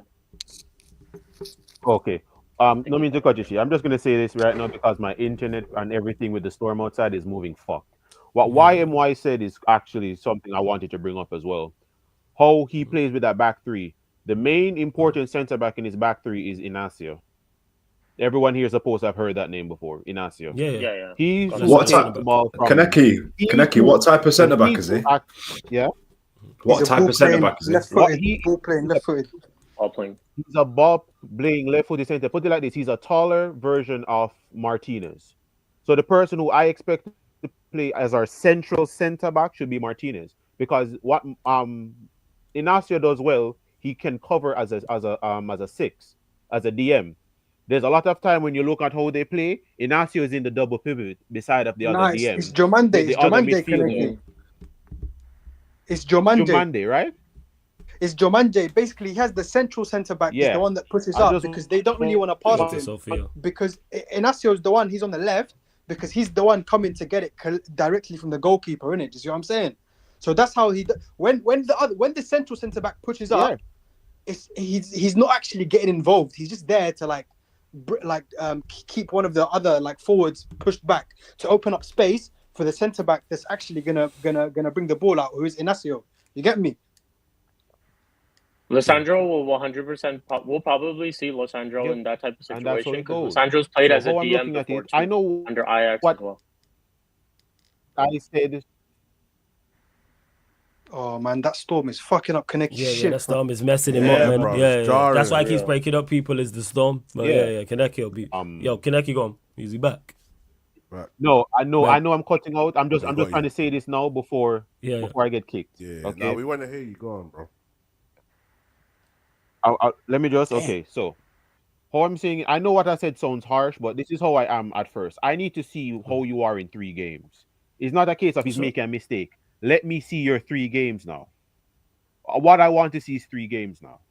I need to make sure that you're not trying to fuck yourself, trying to please these shits that we have at this club. With that back 3, the team that I'm expecting to see is Onana, Lenny Euro, Martinez as the central 6, and Delete. Mazwari on the left, Delete on the Mazwari on the right, and Diego Delo on the left, because that's where he started off as a left wing back. The 2 is going to be Casemiro and Ugarte. We don't have anybody else. Anyone that's I hear a lot of people trying to say Bruno Fernandes as the 8. Bruno Fernandes doesn't have the positional discipline to play in that midfield in a 3-back. He does not have the positional discipline. As I said before, Jorge Jesus called this nigga a daft jackass for a reason. Yeah, when they played against Barcelona and they lost, reason. Who did he call a daft jackass? There's a reason. He did. Look it up. Sporting lost to Barcelona. Bruno Fernandes was the right reason. Yes. Jorge Jesus told him to stay in position to help shut down Messi, and this idiot decided he wants to man-mark Messi. Anyone here knows what happens when you man-mark Messi? Raise your hands. Don't even answer. Everyone here knows what happened when they try to man-mark Messi. Man. Well, you end up doing the splits. All right. And that's exactly what he did, and Sporting end up losing because of it. So how I'm looking at how he's going to play, that's the team what I expect to see. And as the 2-10s, I'm just going to bite the bullet. It's going to be Bruno Diallo, and hopefully the striker is going to be Xerxes. If it's Hoyland, I really don't have an issue with it. What I want to see now is just you put that there and let me see the problem players now. But Let me but see thing the is, Kaneki, issues now. what you said there makes sense because you've actually he's done something that you'd like or dislike to make judgment. That makes sense. Yeah, even if it's 3 games and it's a short period. Yeah, like that makes sense because he's actually. That's why I'm waiting to see like how he does. Do I have high expectations for him? Yes, I think he's he'll deemed a prefer good manager. Xerxes. But we'll see what do you think about if he runs with the that? Rashford thing up front? What do you think about that?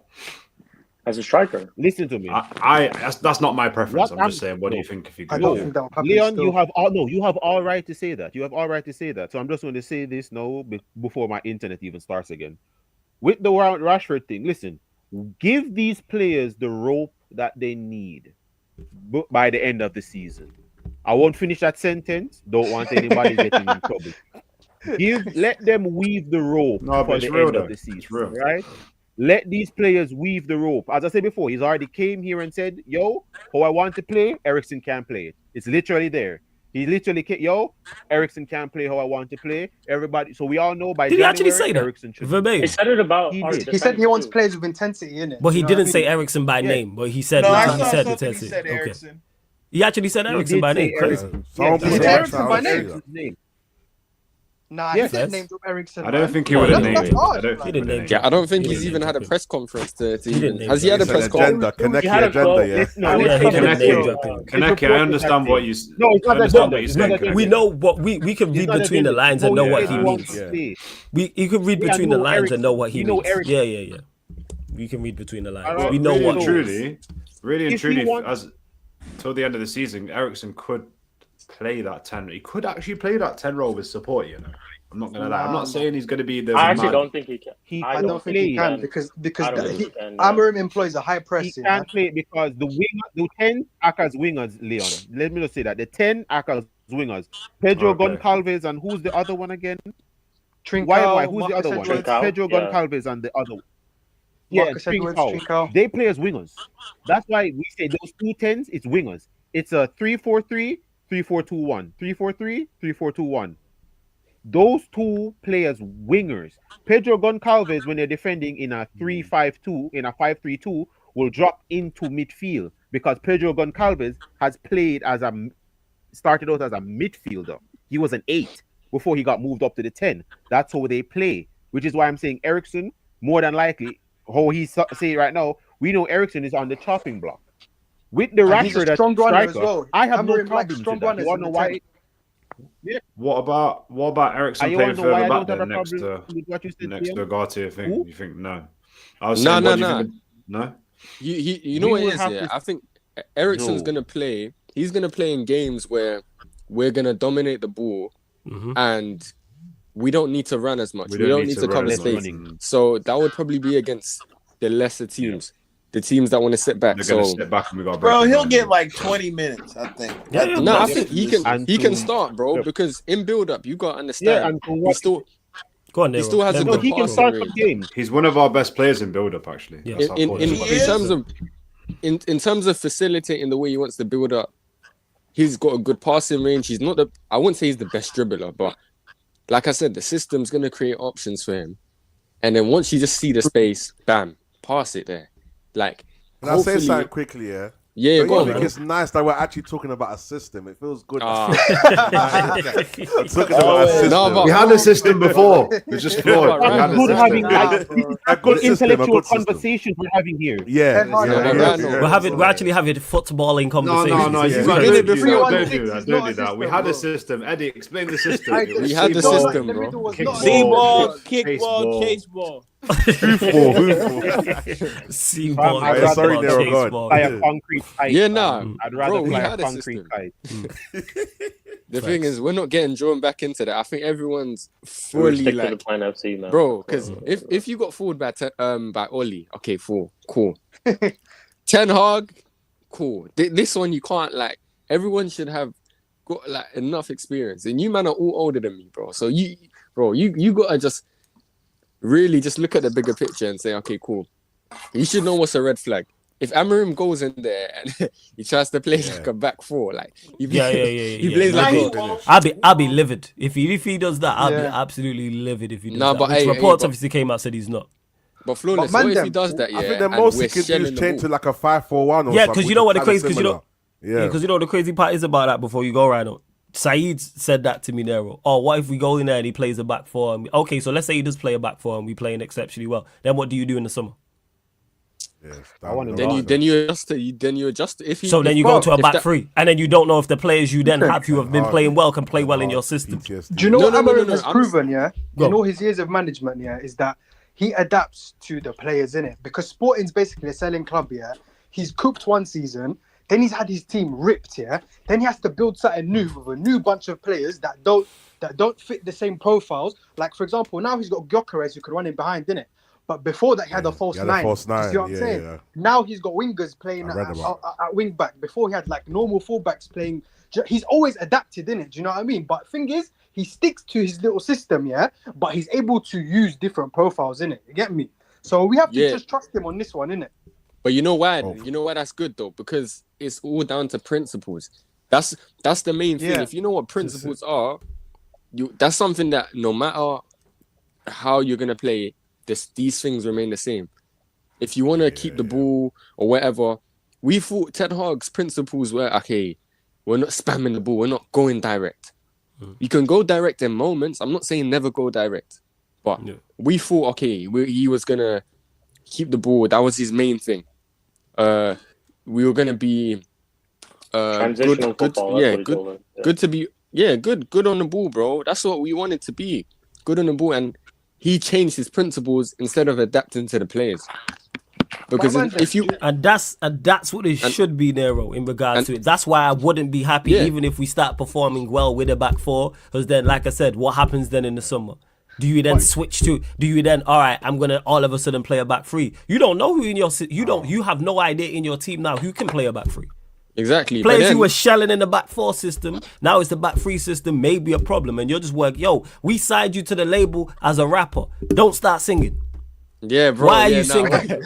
I signed you to rap. All of a sudden. Stop, man. All of a sudden you singing, doing R&B. No, I signed you as a rapper. Rap. But the thing is, that's where I'm at with it. When he's looking at players, like Tory Lanez, man. I signed you as a rapper. I don't need you singing like Usher. He might revive Maguire, bro. But we move. But that's the thing, though. If you're looking at players, and you're saying, okay, I'm gonna change, I'm gonna adapt to the players, cool. Then that could mean instead of building up with, for example, let's say he has like a better midfielder on the ball. Yeah. We bypass the midfield and build up. Like that's adapting to the players. Because if I'm giving the ball to Agate every single time, he may not be as good. I know that Danish guy is good on the ball. The human. Is he called? Yeah. You're talking about. He's not. I don't know if he's amazing, but he's better. He's better than Agate on the ball. So things like that. Don't change your whole system. Don't compromise your beliefs on football completely.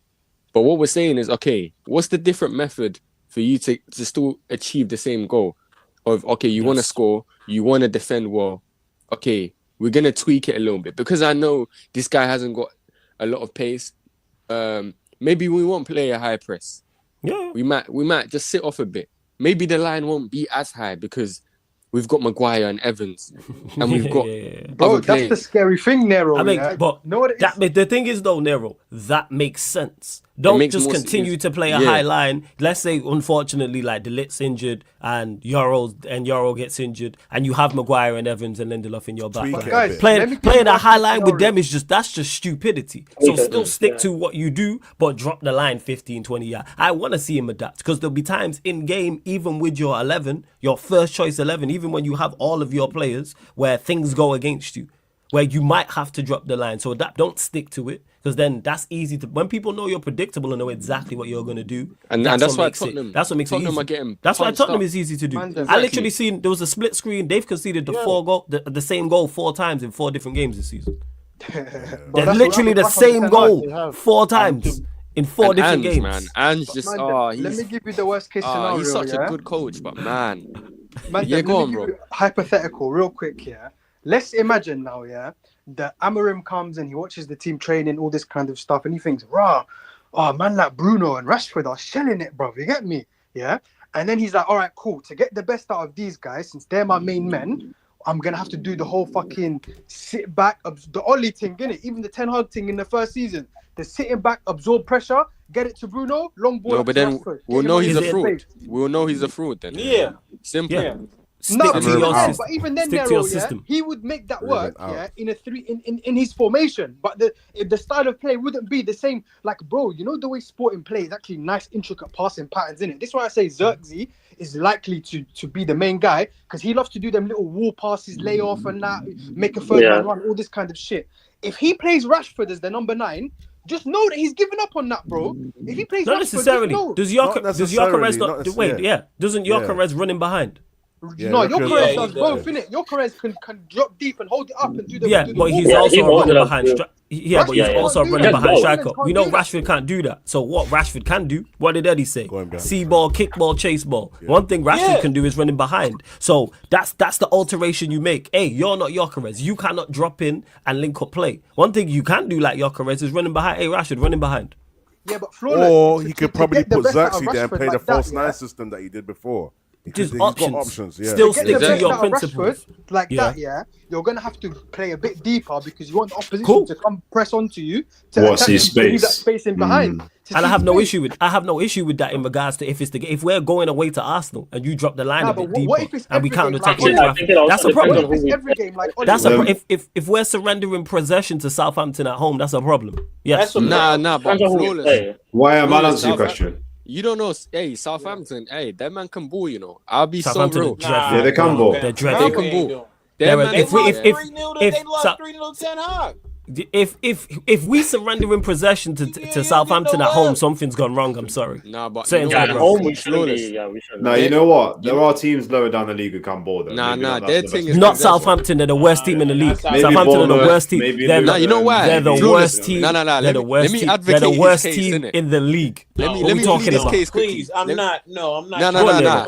Listen, Go on. let me just quickly plead his case in it because Nero, Go I on. hear you, bro. I hear you. Actually, hear you, 'cause- Nero, bro. 'cause listen, They've yeah. got shit players. They actually They- do. They have you know patterns, what? bro. They're the worst team in the league. No, but okay, They're you, set up. that's fine, but they're actually set up quite decent. I'm not saying Yeah. I'm not How saying you like set up quite decent? You the worst team in the league. How Nah, does that because work? they've got shit players. Yeah. How does No, that work? You this- set The up coach you is the worst Hey, team in hey. the league. How does that season, work? bro. let me plead This his play case. they got no quickly. wheels, but we got you a parachute. Go on there, bro. Floor's yours, man. Nah. Floor's yours. Let me go on. let me plead his case just quickly. Yeah. Go. Listen. I don't condone losing or whatever, yeah. But this Russell Martin guy, he is stubborn on this ball thing, ball on the ball thing. He said himself, we want to be as dominant as we can with the ball. His look into games and setting up is we want to control the ball. We want to control the games with the ball. So, and people are urging him. They're saying, "Oh, be pragmatic." It's like that's not what he's trying to do. You can't tell him that he wants to be pragmatic. That's not what he wants to do. I'm not saying you man are wrong for saying that Southampton are trash. They're showing trash results because if you look at the players, the man actually play out the back with Bednarek and that. Who Bednarek. does he play like? Does he play like Man, like Derby, Bednarek. like kind of? No, I hear what No, Nero I wouldn't said. say You're reserves, an idiot he's there, bro. saying. Man said He hasn't got the Bednarek. That's players. funny, yo. He hasn't got the Bro, players. but I'm Bednarek, being you know. That kind of ball, yeah. bro. Bednarek Sorry, that's is cracked me hey, up, yo. Them you man are know, trash, yeah. he got a red card. Remember when we beat Southampton 9-0, yeah? He got a red Yo, that card. tickled me. Yo, sorry. He got Yo, I didn't expect you to say Bednarek. Sorry, Brother, carry bro. on, man. That's the And Real, Charlie, man. Flawless and is real, Charlie man. Taylor and Yeah, them man. Charlie there. And Howard Sorry. Bellis and them, man, I lie. No, Harwood Bellis is decent, bro, but like that's what I'm saying, innit?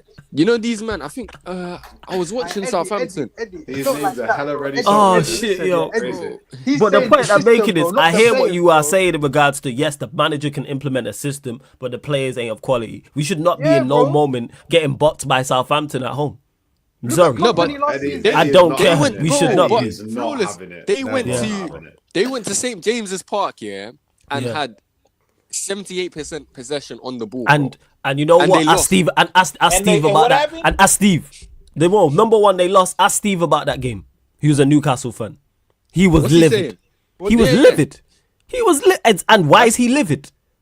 Because that shouldn't be happening. They had 10 men. No, they had 10 men, but he even said before the 10 men he was livid. I think we was on a watch along together and he was watching the Newcastle game. I was watching another game. He was livid because Newcastle should not be getting bopped on their own part by Southampton. They got moved to. Same way City shouldn't be at times or whoever. We got moved to by them as City for a while. Yeah, for a time being. Yeah, and guaranteed talk to a City fan. What would they tell you? No, but listen, guys, back to the No, we ain't bypassing that. Talk to a City fan. What would they tell you? Why is it's not accept just because you better talk it different of like, okay, it happened. That's not the thing I'm talking about. The fact it happened is the problem. Talk to a Newcastle fan. They will tell you they was livid. Steve was on the channel saying we was terrible before the red card. I wish he was in the comments. I don't want to hear anything. He's been cursing out Newcastle all season long. Because he's been saying we've been getting results on accident. Our performances are poor. Because this ties back into what I was saying earlier. Performances and results should go hand in hand. But they don't in regards to some teams perform poorly and get results. If fans of the actual club who watch it will tell you that's not good enough. So the fact that it happened is not what I'm talking about. I'm talking about it shouldn't. City fans will be livid. Southampton should not be bopping City at the Etihad. Bro, they bopped us. Remember the first flawless. They shouldn't. This is the point I'm making. So if Amorim's as good as he says he is, I'm not hearing about Southampton being at a good level. If we get bopped by Southampton under Amorim, I'm crashing it on the manager. Of course, bro. Of course. Let's go back to YM's point, innit? YM, you say you think first, then I'll come and go on. No, I just asked Flawless a question, but go ahead, bro.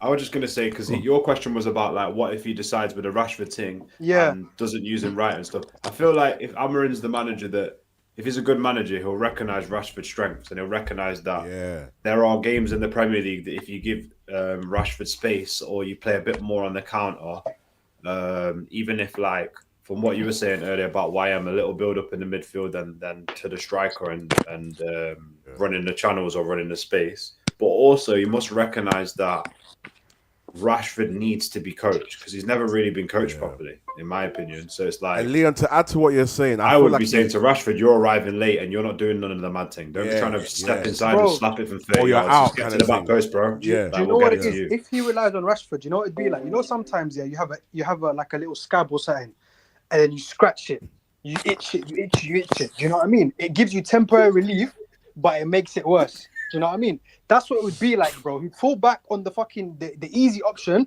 the thing that gives him temporary gratification, but long term it makes it worse. So this is the fear, bro. You get me? Rido's God. Rido and Leon. You did it with that comment.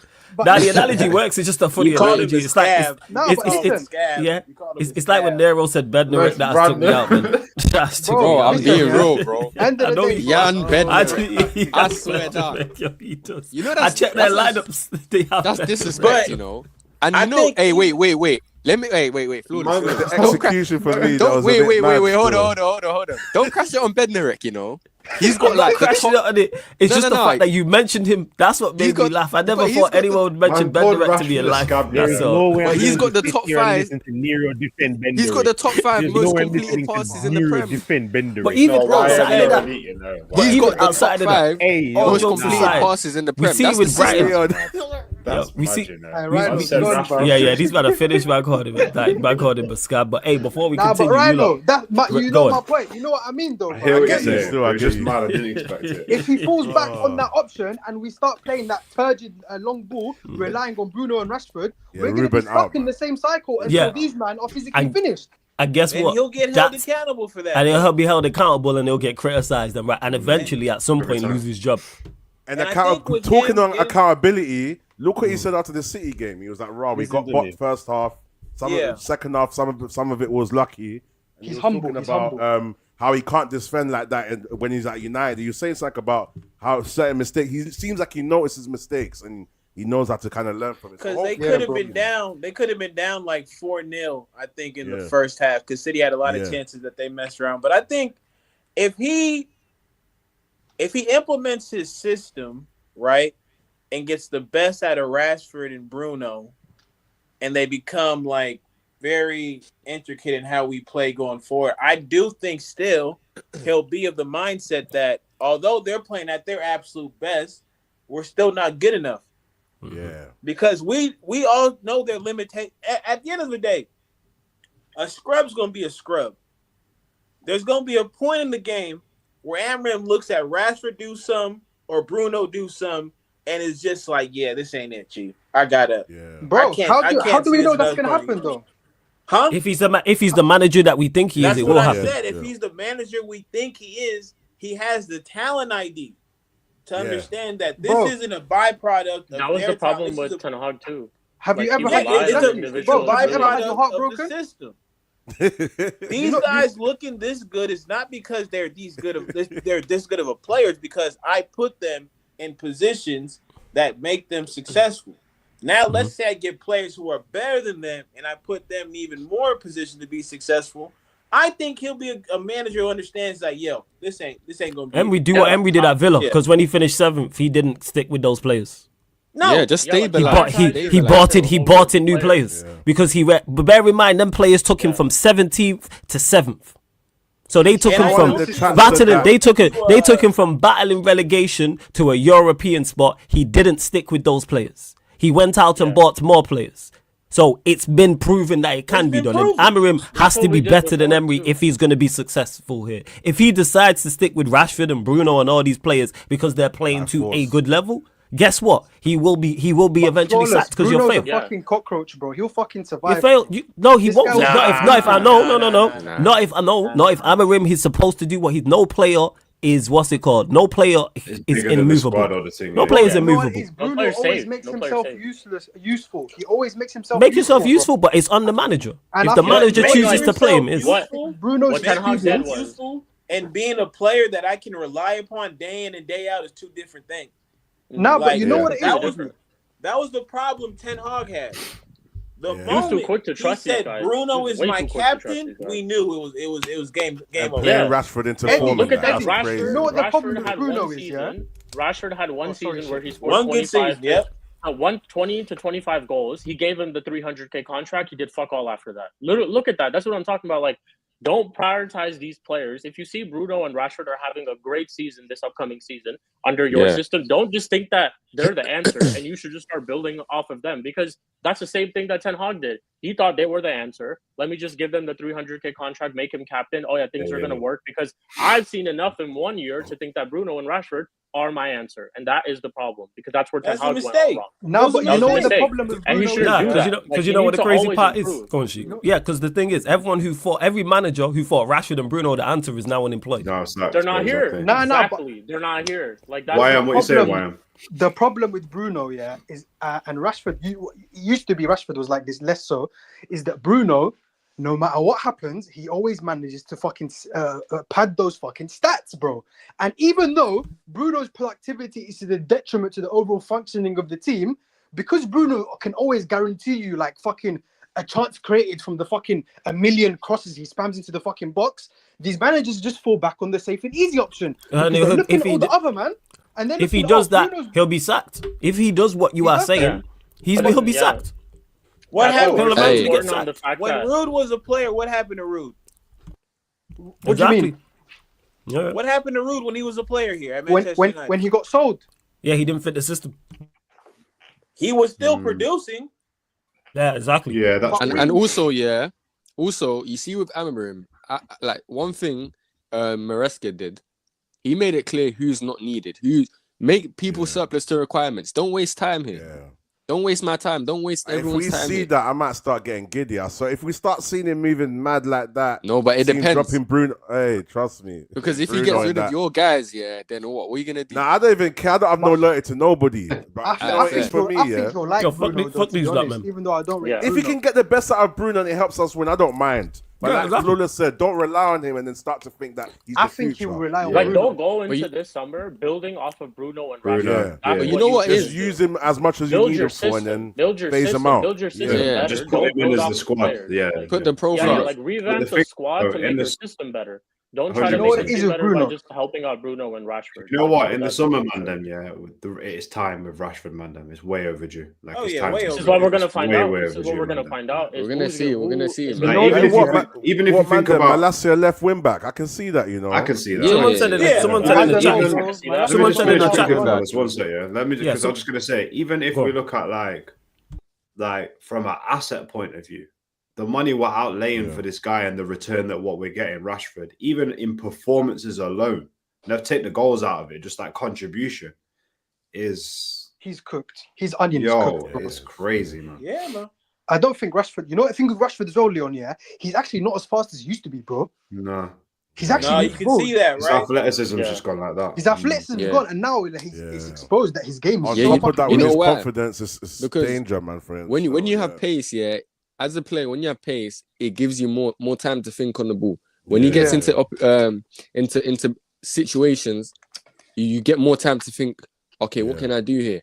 And his decision making, as it is already poor. Yeah. So now he's not really a thinking player. He's not a link up player, like, and we're just seeing him just get the ball, trying a few skills, getting tackled, Running out of passing play. it back, running it out of play, maybe crossing it in a few times, doing something. It's dead, man. It's His dead. crosses You know ain't what that it is? bad You as know who well. cooked Rashford is fucking Ten Hag, yeah? Because Rashford came off the back of a season where he banged like what 17 or 23 goals, yeah? Man told him you have to be the supporting act for a striker called Hoyland who didn't even bag double figures, bro. See, like Rashford was cooking when fucking Weghorst, as shitty as he was Yeah. serving him. Then he had Rashford doing up playmaker. Big wow. Rashford don't Even have to then, pay though, himself for that. Even then, though, like I questioned Ten Hag. I said, Ten Hag, if you take away Rashford's goals, who's still scoring the goals for us in Yeah, that exactly. season? And that was still a problem. So, But that- what is to that- say that Rashford would have the same goal tally the next season, which we saw eventually? He didn't. And then we That had showed goal scoring you- problems because he it was- relied on Rashford. It was thinking an that Rashford individual would thing. hit form again. It was an Yeah, individual Rashford thing. always does that. Yeah, it was an shit, individual It was thing. it was Exactly. never the system, because the types of goals we're seeing Rashford scoring, like you guys remember, this guy was not like flip flapping, Yeah, he was on smoke. He was on just smoke. those was on weren't system smoke. goals, bro. That's Like, let me playground just goals. throw a bunch of guys out there. I know that we'll get a goal somehow because they're just on the pitch. Like, that's just what his whole thinking was. Let me put Rashford, Bruno, all of them. Remember that game Literally. against Liverpool in the FA Cup at home when we won like 4-3? He decided to throw everyone on there. He played Yeah. Anthony as a left wing back, just thinking that we're going to score a goal because he has a shit ton of attackers just on the pitch.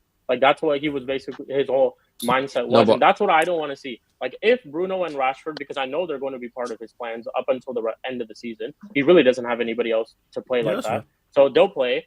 If, let's say, Bruno and Rashford has a good season and he sees that, I don't think he should be like, okay, Bruno is the person that we should still try to build off of, and Rashford is that player. I still see something in him, like, improve. Like, let's hope for a worst-case scenario. What if Bruno and Rashford don't give you the input that they gave you this season? What are you going to do then? What's the plan then, right? It's like you need to think about all those other variables and stuff too. Don't dash your system. That's why I think when Kaneki's saying like the first 3 games, I actually hear him so much now, because in the first 3 games, you'll see how his system actually is going to turn out. Whether he's going to switch around players in the system or whether he's just going to switch the system entirely. If he's switching around players in the system, then that's him. That's a whole adaptation type of thing that we're talking about. That's the adapt that we want to see. But if you're switching the entire system after a couple of games, then I'm sorry, it's low-key a red flag. We've Then never it's seen another kind of manager gradual catering change. to the players. Yeah.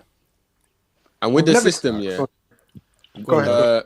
Yeah, I'll just go quickly, yeah. With the system as well, the one I know everyone here, we just want to see something that works and repeatable, something that we can take into the next game. All of us, man, here should know the way we want to build up. Like, we should know, okay, he wants a here, cool, and then we move the ball. And then the same types of goals. I want to see us scoring them cutbacks. Yeah. I want to see us scoring those Like cutbacks. overloading the box and actually different people being Exactly. there, one at the near post, one We've at actually never seen that, bro. We've What's a actually Man not even United- under Ferguson, bro. And also, bro, with this system now, we're starting to know, okay, what's a Man United player? I'm already looking at players and I'm like, with the way Amorim wants to play, okay, this is a Man United player now. Yeah, I'm looking at Theo Hernandez and I'm like, okay, I see the vision now. What about I'm Lee looking at Davis, bro? Davis, yeah, I was about to say, I see Davis and I'm like, okay, finally, like Man United player. He looks like a Man United type player from what we think Amorim's gonna do. You know what I mean? I want to see.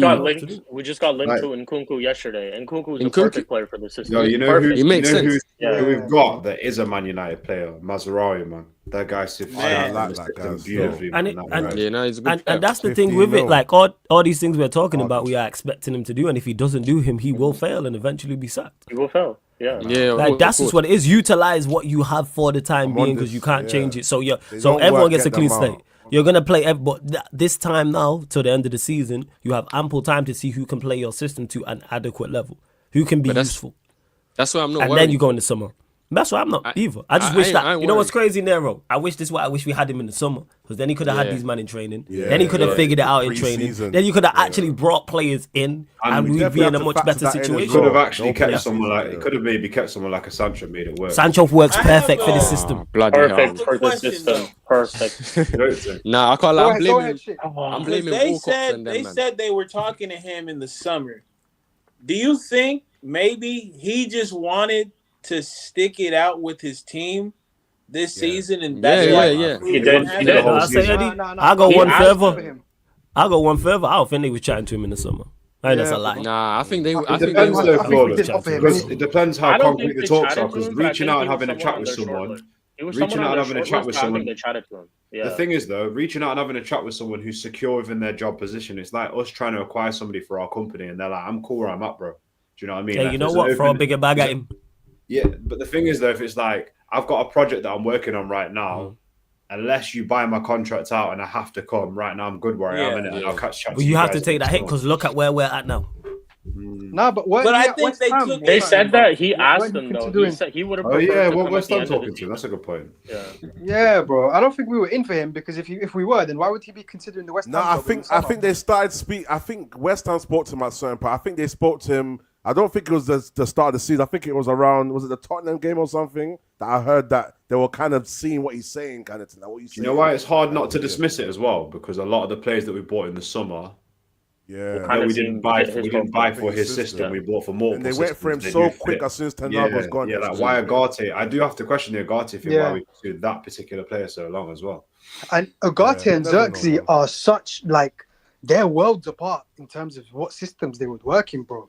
This is why Ineos, bro. You know what Ineos? Yeah, they're on fraud watch, bro. I said it from the very beginning, bro. You know these English elite man, yeah? They're good at bluffing, bro. English elite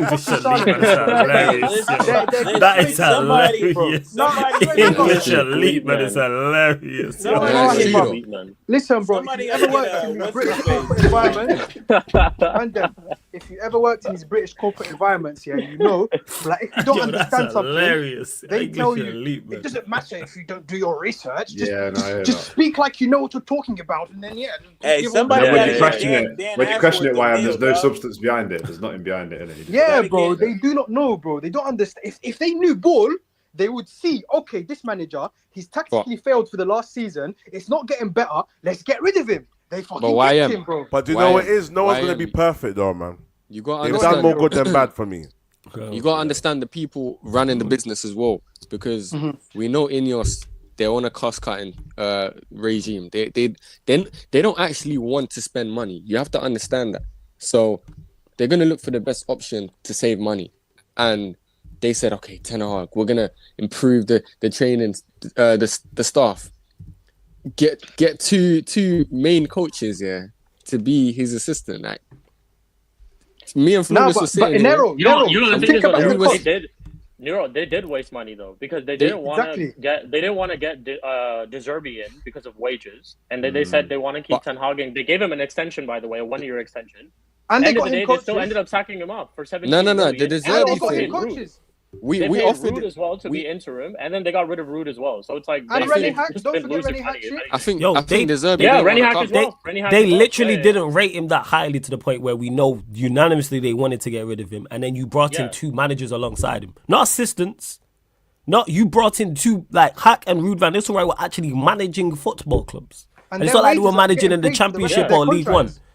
They were managing. You brought two managers alongside him. But hey, we moved. Like I said, I don't believe they were talking to Amorim in the summer. And the De Zerbi thing, De Zerbi, from what I heard, is we wanted this. We sent him the offer, but I think we spoke to him. We spoke. Yeah, we gave you, because even De Zerbi lost the other day, and he even said to the players, like, he showed them a picture of the contract and it said, like, look what I turned down to come to you, man. Like, that's what he. So he. I heard that. Yeah. I heard about that. Listen, So Ineos, if Ineos have proven themselves to be fraudulent, this is the concern as well, This is the thing, Amorim is not manager, by the way, Amorim is head coach. There's a difference, Amorim is head coach of Manchester United. He's not a manager. He's the first head coach. You know, the old days of the manager having his fingers in every pie and all this kind of stuff is gone. Yeah. Amorim answers to even the veto. He doesn't have the veto on recruitment like Ten Hag did. Yeah, so his power is much like less in this structure, and Ineos are going to hold the final say in a lot of things. And the concerning thing is that over this summer, this brief period that they've owned 25% of the club and they've had decision-making power, they've proven themselves to be very misguided in their decisions. They're failing to sack Ten Hag. The fact they bought him more coaches, the fact that they're recruiting players. No, but I can debunk that. Terrible first impression. Terrible first impression. Let me debunk that. Go ahead, bro. I agree to a degree. I know what you're saying, definitely, but they've still done way more good than bad, in my opinion, because maybe what they did for Ten Hag is put him in a position that he can't complain. And now he's gone. They've all gone. So that was just for Ten Hag's thing. They've gone. So the fact that they've sacked Hack and all these man just shows me that it was just a Ten Hag little thing. Okay, let's see what we can do with these men. That's the issue, though. Because when you look at the table right now, we are 4 points off third. We lost at home to Spurs. That is Spurs' only away win in the Premier League. Liverpool. We lost away. We lost away to a terrible West Ham side, and the large proportion of their fan base for Lopetegui out. We drew to a shocking Palace side. That's 8 points. But then guess whose fault that is? Ten Hag hanged himself. They made that's my point. If they would have made a decision, we should have never got to that point. Once we win, no one's gonna care. We're not gonna care about these things once we start winning. No, but Rhino, we sat here every single Monday for the stream last year saying Ten Hag needed to leave. These men were at the game. They were at the game. They was at the game. We were so miserable. More time it was hitting me by myself on this show. Look at it now. Rhino. Are we just bypassing that? Yes, and then the I'm back. We sat here. These men are much more qualified in our positions, right? I'm just a dude in California who does the. But you know what is chic though? Sorry to cut you off here. They need to go. These men were no. Last point. I agree. Last point on it. Go, Rhino. I just think though, as fans, we're emotional, innit? They have more tolerance to kind of say, okay, you know what? Let's see it work, and it cost them more bread. So at the end of the day, yes, they made a mistake, but I just see it as. They've done more good than bad. They're not perfect. And a big club, bro. Look at the difference between us and Bayern, Barcelona, Real Madrid. They sack managers before it goes wrong. When it starts to look like it's going wrong, we're not there yet, though. We're not there yet. We're not. Their system, their structures are great. Barcelona, and they got very, very good structure. This is the first time since Ferguson, since we've ever had a football hierarchy. They've just got it. There's a lot to change, man. There's a lot to change. The network of everything they have to set up for because they had a lot of moving things at one time. I'm in agreement with everybody's idea that they waited too long to sack this man. I agree with you, man. We all agree there. I think we just disagree in how much weight we're going to give to them delaying the inevitable. Like me, I said, I think Flawz and I and Sheik and I, all of us have talked about this. Like I already said, I don't care when they do it a lot, but it's the fact that they do it and then they have a process that puts a suitable manager back in the place that he needs to be. Like that's what I've seen from them, right? So at a big picture level, every decision I've wanted them to make, they've made. Now, you can make the argument that maybe they set him up to fail, but because they didn't give him the summer to adapt. But if the circumstances didn't allow for that to be the case, I can't sit here and hold them accountable for that as well. If he didn't want to leave, he didn't want to leave. Maybe he's seeing look, this shit is too easy for me over in this league. Now he's clocked it. Like I'm doing way too much with what I have to not at least try and go for it. Eddie, Eddie, go on there, bro. Last point. Go on, I'll be quick. Yeah. So what Eddie's saying, I hear that, but it's all about timing as well. So if we had sacked Ten Hag in the summer, we may not have got Amorim. We could have got someone else. Then you're looking at the whole team with a different viewpoint. We've been linked to so many different types of managers: De Zerbi, Tuchel, Amorim, McKenna, Frank, all of these guys, and they play different football. So the way we're looking at it's like, I just say, let the structure do its thing. We're still early. It's still very, very early. Like, people need to understand. It's still very early. Like, let these guys earn their money. Let them prove themselves. At the moment, the timing of their decisions have been quite poor, but then they've rectified it by making the new coach come in very quickly. The timing of that was very good. The timing of the sacking maybe a blessing now. We don't know. So we're just gonna have to see. We're gonna have to see. What's going on. And big up to Mayor on pointing this because we mentioned this just earlier before we close out. Malacia is set to feature for United's under-21s against Huddersfield Town in the EFL Trophy tonight. Good that he's back out playing because I do think he can. Let's touch wood. He don't get injured again because he's got a part to play. Wait, hold on. Wait, Leon, do what? What? Oi. Hey, yo, what?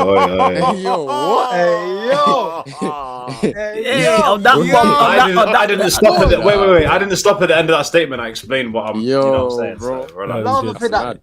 So They're all trying to set you up, Leon. It's crazy. Set man up, man. Yeah, but you deserve it because you would do that to him still. So it's your fault. You would look at you. I never do that. Hey, YM, big up to you, man. Big up all the man.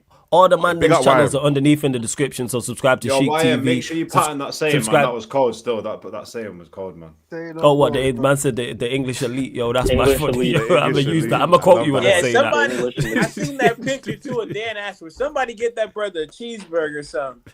How you got a baggy tight fit on? It's this guy, yo. Make sure you subscribe to all the ManDem. Links are underneath in the description. You got baggy clothes. How did that work? Hey, yo, it's just any guy. Subscribe to Chic TV, Rhino MG TV, Unleash Sports, Nero, Nose Ball, etc. Roma linked to Ten Hag. Hey, the Rome was not built in a day. Run that. So I can tell everyone, hey, go Rome. Did you hear those links? Apparently, it's linked to AS Roma and that, apparently. Yeah, let him go. Then the Europa League as well. Bring him. Them niggas, 10 Hag managers. Yo, English elite, make sure you publish this. But hey, large up everyone that's tapped in. Still over 150 of you lot in here. Run up the likes, hit the subscribe button. Make sure you do so. We back 11:30 p.m. ManDem United podcast, ManDem City podcast. So I'll be back with Vader as well. We're redirecting. Come on with rants. So head right over there, people. And yeah, people, just keep locked in. Big up to Chic, Eddie, Nero, Leon, YM, Rhino, Kaneki was on earlier. Dan was on earlier as well, people. And also, don't forget this show is available on all audio platforms as well. So make sure Spotify, iTunes, SoundCloud, wherever you listen to podcasts. But love to everyone that's locked in. It's been the ManDem United podcast live on the Sarcasm City TV YouTube. Big up.